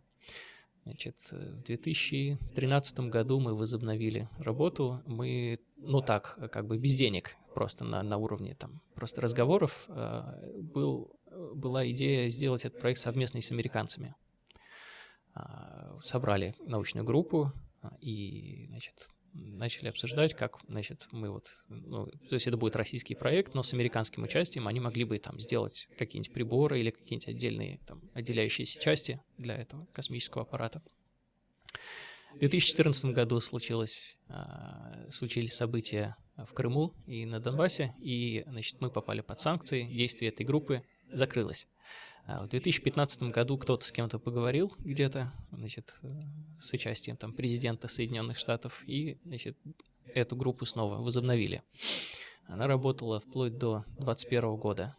Все эти годы мы пытались добиться от Роскосмоса, наконец, поддержки какой-то, то есть начала открытия работ, финансирования каких-то обязательств.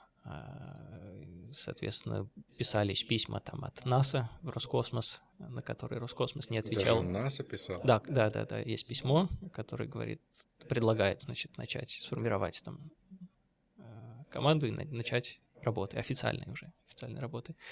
У нас вышло несколько письменных отчетов, которые описывают, каким мы хотим видеть этот космический аппарат, где там американский будет вклад, значит, в виде чего, а там очень красивый был их вклад, значит, они должны были делать аэростатный зонд и долгоживущую станцию на поверхности. Это уже не 2 часа, это уже 30 дней, 60 дней. Ого! Да.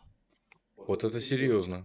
Потому что технологии развиваются, и, значит, в центре Глена удалось сделать электронные компоненты, которые выдерживают эти температуры и вполне себе работают при 500 градусах Цельсия. Отлично. Вот, то есть это начали с простых логических элементов, и там уже недолго оставалось до создания каких-то, значит, такой целой станции, которая может собирать данные с датчиков и отправлять их передатчикам на орбитальный аппарат. Видеофиксация там предусмотрена какая-нибудь, оптика? Видео сложно отправлять, потому что радиоканал. Фото-видео это всегда тяжело. Во-первых, вот фотоэлементы и, значит, вообще... Плавятся. Да, это уже сложнее, то есть при такой температуре оно долго не выдержит. Вот. Плюс картиночки занимают очень много объема, и вот это всегда ахиллесова пята. Станция на орбите. Это вообще ахиллесова пята всех космических аппаратов, потому что технологии ушли вперед, мы можем делать какие-то матрицы здоровые, получать какие-то очень HD-изображения, а передавать их не можем, потому что радиоканал слабенький все равно. То есть, по большому счету, на самом деле надо возле Венеры для начала сделать спутниковую сеть. Это было бы шикарно. 4-6 спутников. Было бы шикарно, да. Хотя бы 6, да? Да? Хотя бы кубсатов маленьких. Хотя бы кубсатов, которые передавали, ретранслировали все это, да. Да. И, значит, тем не менее, мы поддержки ждали. В 2021 году Роскосмос проснулся и сказал: давайте начнем работу, а американцы уже сделали выбор в другую сторону и сказали, все, мы устали, мы делаем сами. И анонсировали два своих проекта, значит, Veritas и DaVinci, которые сейчас до сих пор у них... Тоже в 31-м появились? Они, значит, у них сейчас было такое, я не знаю, насколько вы знаете, не знаете, у них там было сильное секвенирование бюджета. Как и у нас? Сильно. Там под нож пошло где-то 70% науки космической, не считая вот лунной программы Артемида, это священная корова, а все остальное там, они даже грозились закрыть действующие проекты, то есть аппарат, который уже там, допустим, у Юпитера на орбите работает, собирает данные, они хотели даже ему обрезать финансирование.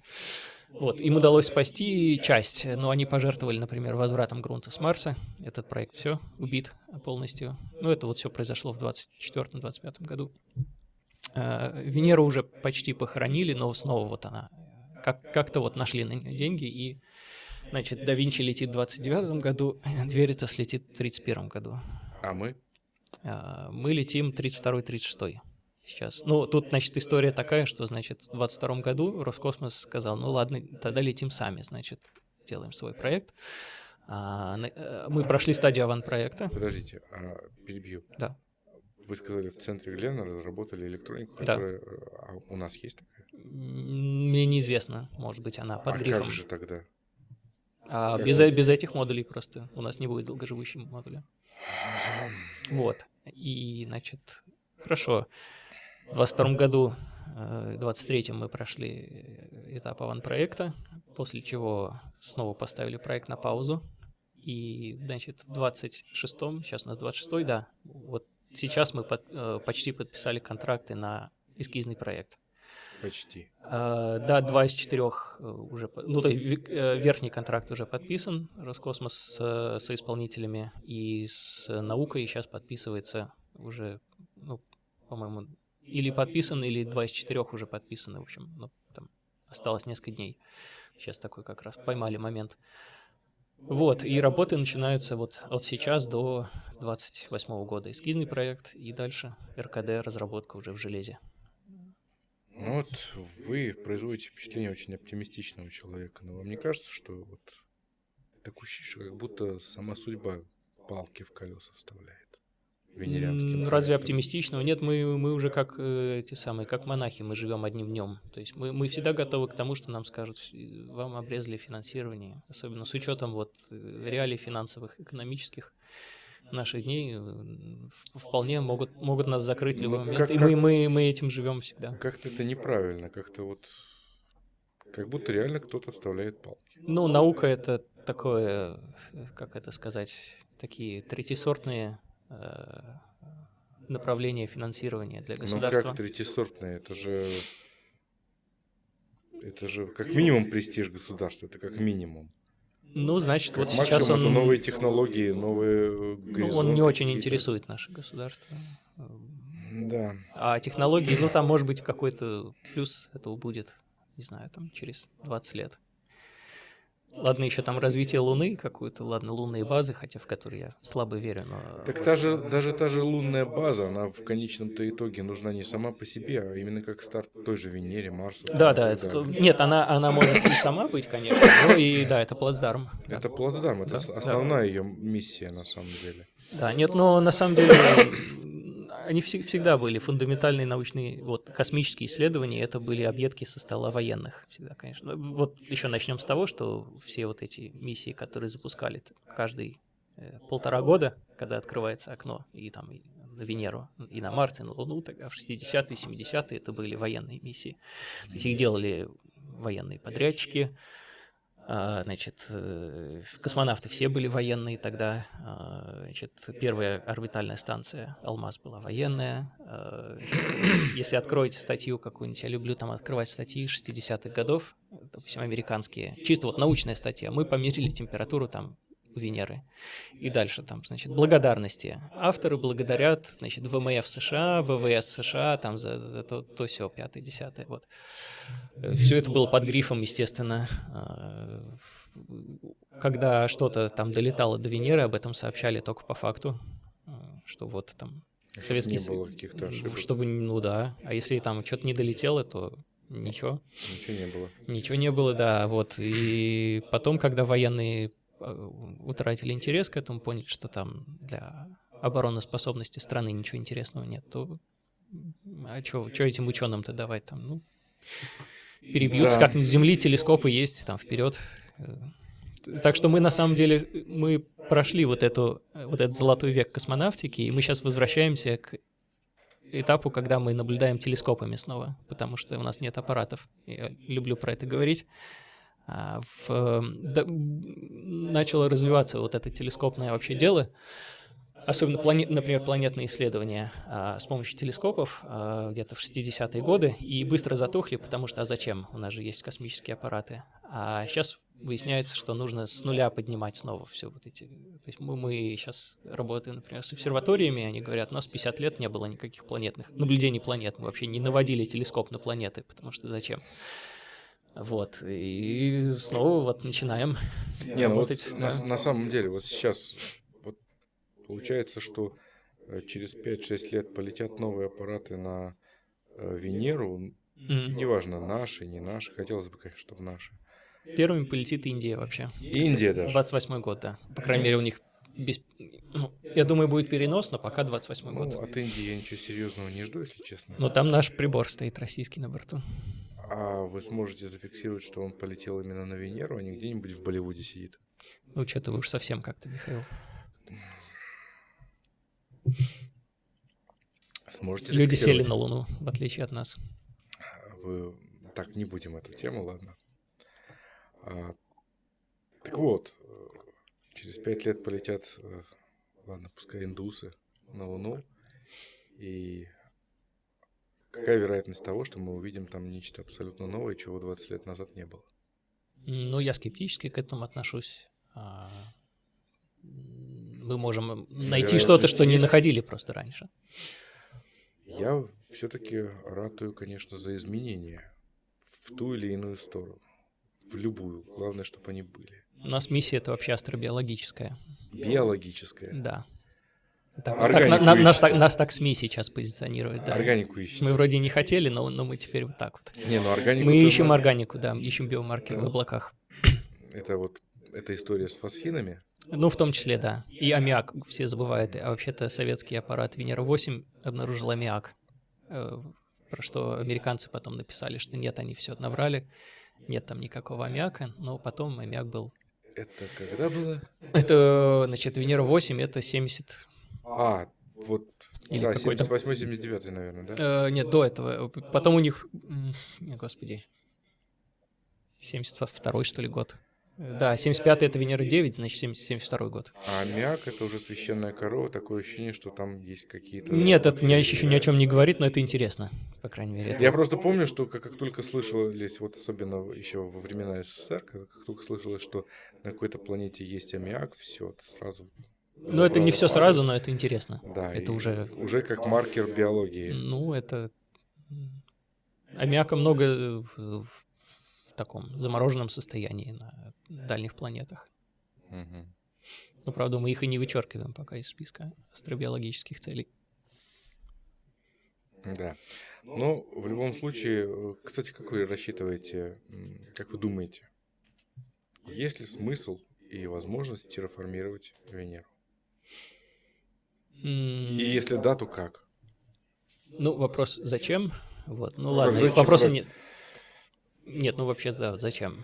Вторая Земля, как минимум. Ну, да, может быть. Сложно, потому что нет магнитного поля.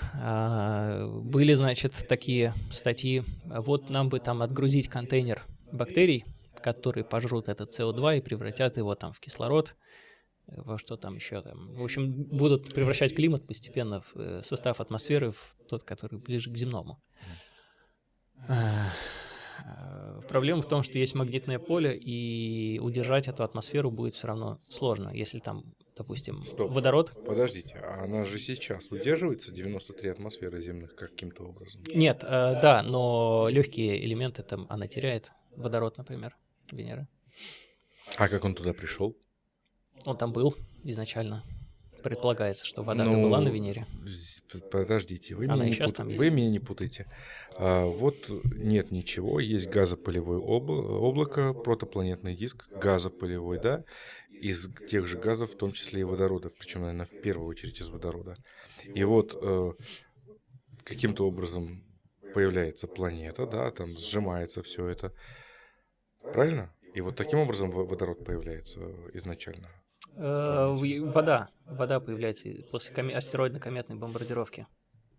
Не вся вода, часть воды своя, которая была в минералах в связанном виде, которая выходит после дегазации, и часть астероидно-кометная. Это вторичная уже. От Солнца мы водород не получаем, я имею в виду планеты. Его как-то надо захватить. Магнитным, гравитационным полем. Водород легкий, его планета размером с Венеру, она его просто... Он покидает планету. Если нет магнитного поля, как у Земли, которое может сохранить этот водород. А гравитационного недостаточно? Недостаточно.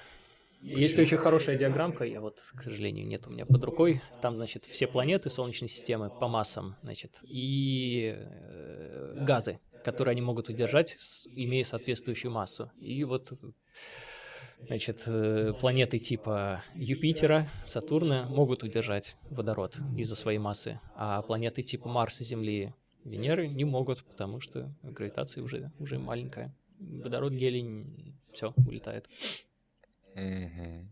Марс не может удержать даже более тяжелые молекулы. А кислород Земля, Венера удерживают, по-моему. Да, а вот Марс не помню уже. То есть получается, что водород на Венере удерживается только благодаря тому, что он в соединении с кислородом образует пары воды.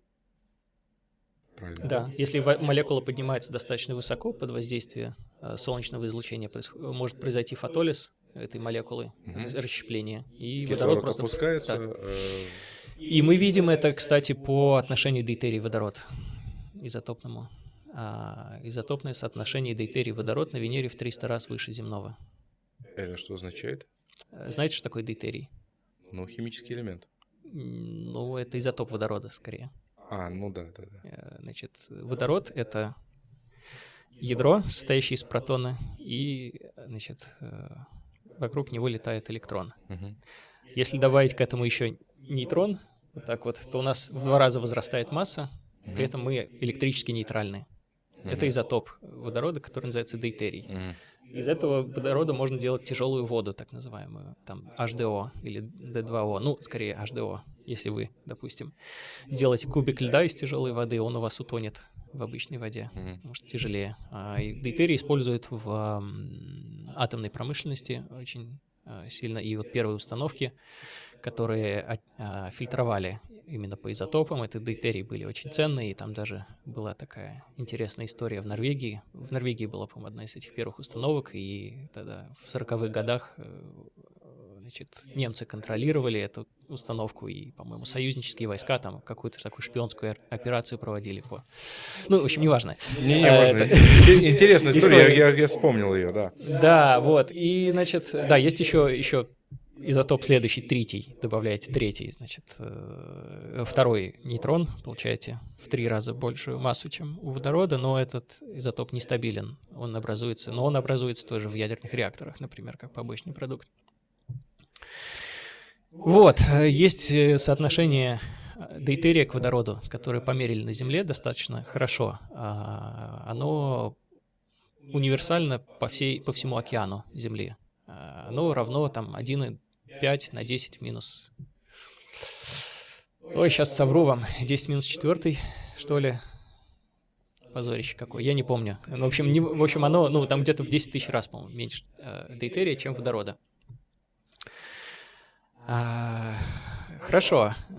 Это соотношение померили еще много где. Например, на планетах-гигантах спектральным способом, потому что у дейтерия свои пики спектральные, отдельные от, там, точнее, у H2O пик будет не там находиться, где у H2O. Значит, померили в межзвездном пространстве, померили его, по-моему, в солнечном ветре, по-моему, померили его на Венере, Марсе и на 5 или 6 кометах и одном астероиде. В Вот, и это соотношение помогает нам, по крайней мере, наводит нас на определенные мысли о истории тех или иных космических объектов. Значит, если у нас по Солнечной системе какая-то среднее какое-то соотношение дейтерия к водороду, мы можем предположить, что это было соотношение в протопланетном облаке изначально. Вот, значит, если у нас какие-то идут отклонения от этого соотношения, значит, что-то было не то с планетами, значит, что-то у них какие-то были процессы, в которых это соотношение менялось. И на Марсе, например, это соотношение в 6 раз больше. Земное похоже примерно на кометное.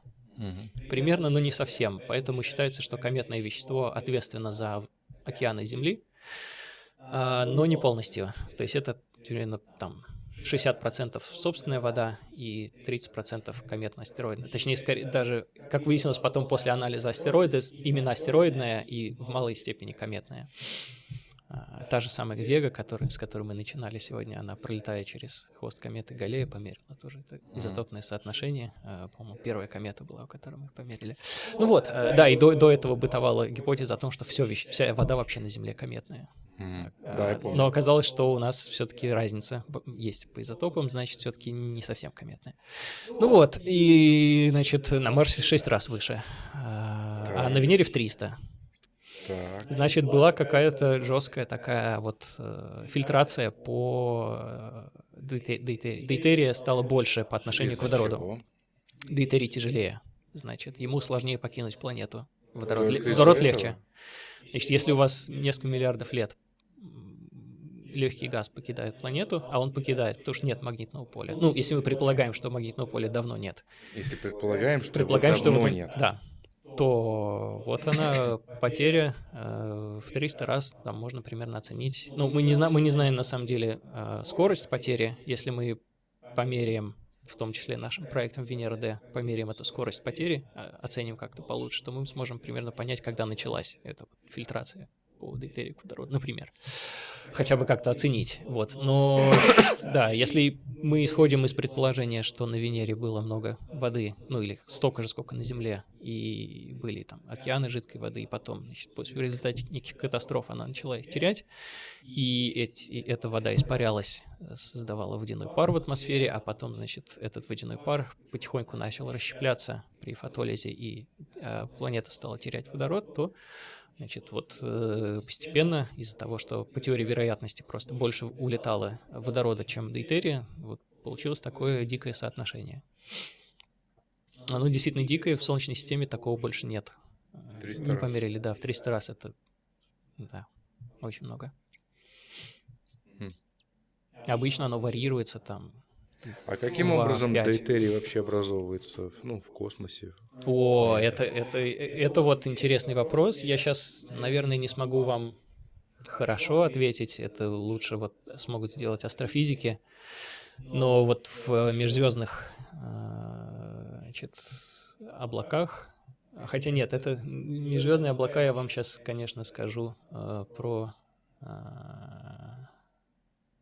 воду.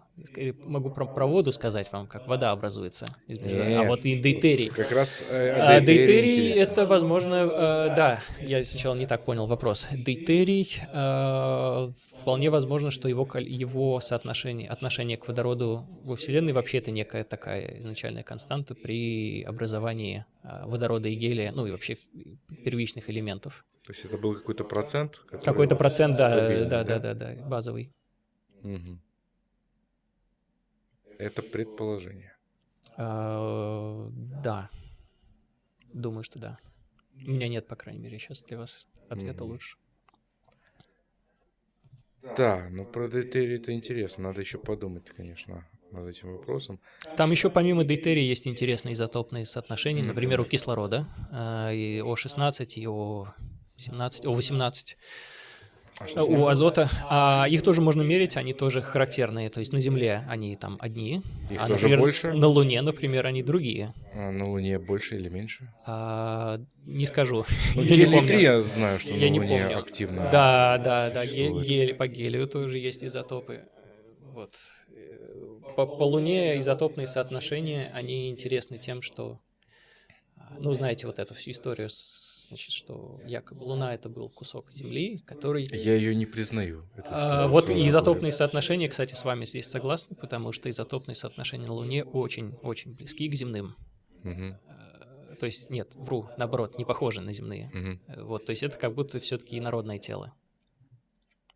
Ну, вот, собственно, у меня примерно такая же теория, но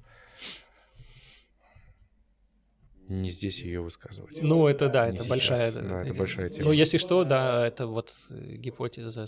Просто ко мне часто вот так подходят люди и говорят, и как будто это уже общепризнанная такая вот гипотеза. Ну, что там, Луна-то, это же была часть Земли. А вот А люди нет. очень любят упрощать на самом деле. Если Очень что, любят. научные сотрудники, доктора наук, там, академики, ну, не разделяют это. Ну, то есть и там полемика. То есть это да, такое дело. Ну да. Что ж, было очень интересно. Я очень надеюсь, что у вас проект все-таки стартует. Пусть даже не раньше, не одновременно, но хоть когда-нибудь. Спасибо. Вот, потому что Венера — это такая планета, которую, ну, вот с моей точки зрения, на нее больше надежд, чем на любую другую. Она находится вообще в идеальном месте, на самом деле. Да. Она теплее, чем Земля. На ней чуть меньше силы гравитации. Она, по большому счету, она могла бы стать идеальным раем вообще просто для Земли, для землян. Вот. Потому что то, что рассказывают про Марс, ну да, сила тяжести там меньше. Не, полностью согласен. Ну, кстати, про Марс-то и Такое. забыли. То есть к нему-то охладели. Но, А к Венере наоборот. У нас 30 лет не было проектов, и тут раз. ну и слава богу. 5 миссий летит. И Венера, кстати, ближе, чем Марс. Да, конечно. Да, она же И ближе. еще, кстати, можно, например, для отработки каких-то пилотируемых экспедиций можно Да. сделать облет Венеры, прежде чем лететь на той же Марс. А многие миссии, те же, например, Кассини, они использовали Венеру Ну, для это да, это... этих самых, да, как она да. называется, гравитационных Да, пинков вот да, этих да. своих. Вот. Ну, беседа вообще очень интересная, но во многом каждый из нас остался со своим мнением, мне кажется. Ну, и это прекрасно. Имеем я считаю. полное право Да. на это.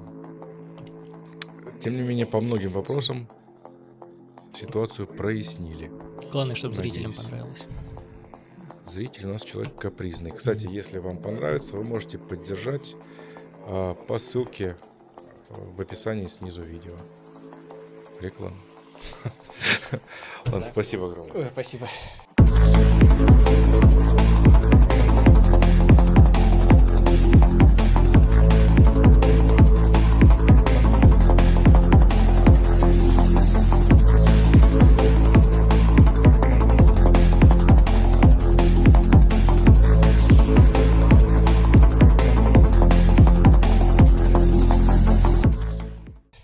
Не знаю, часа два болтали, нет? Это, мне кажется, дольше. А, нет, да, слушайте, В смысле?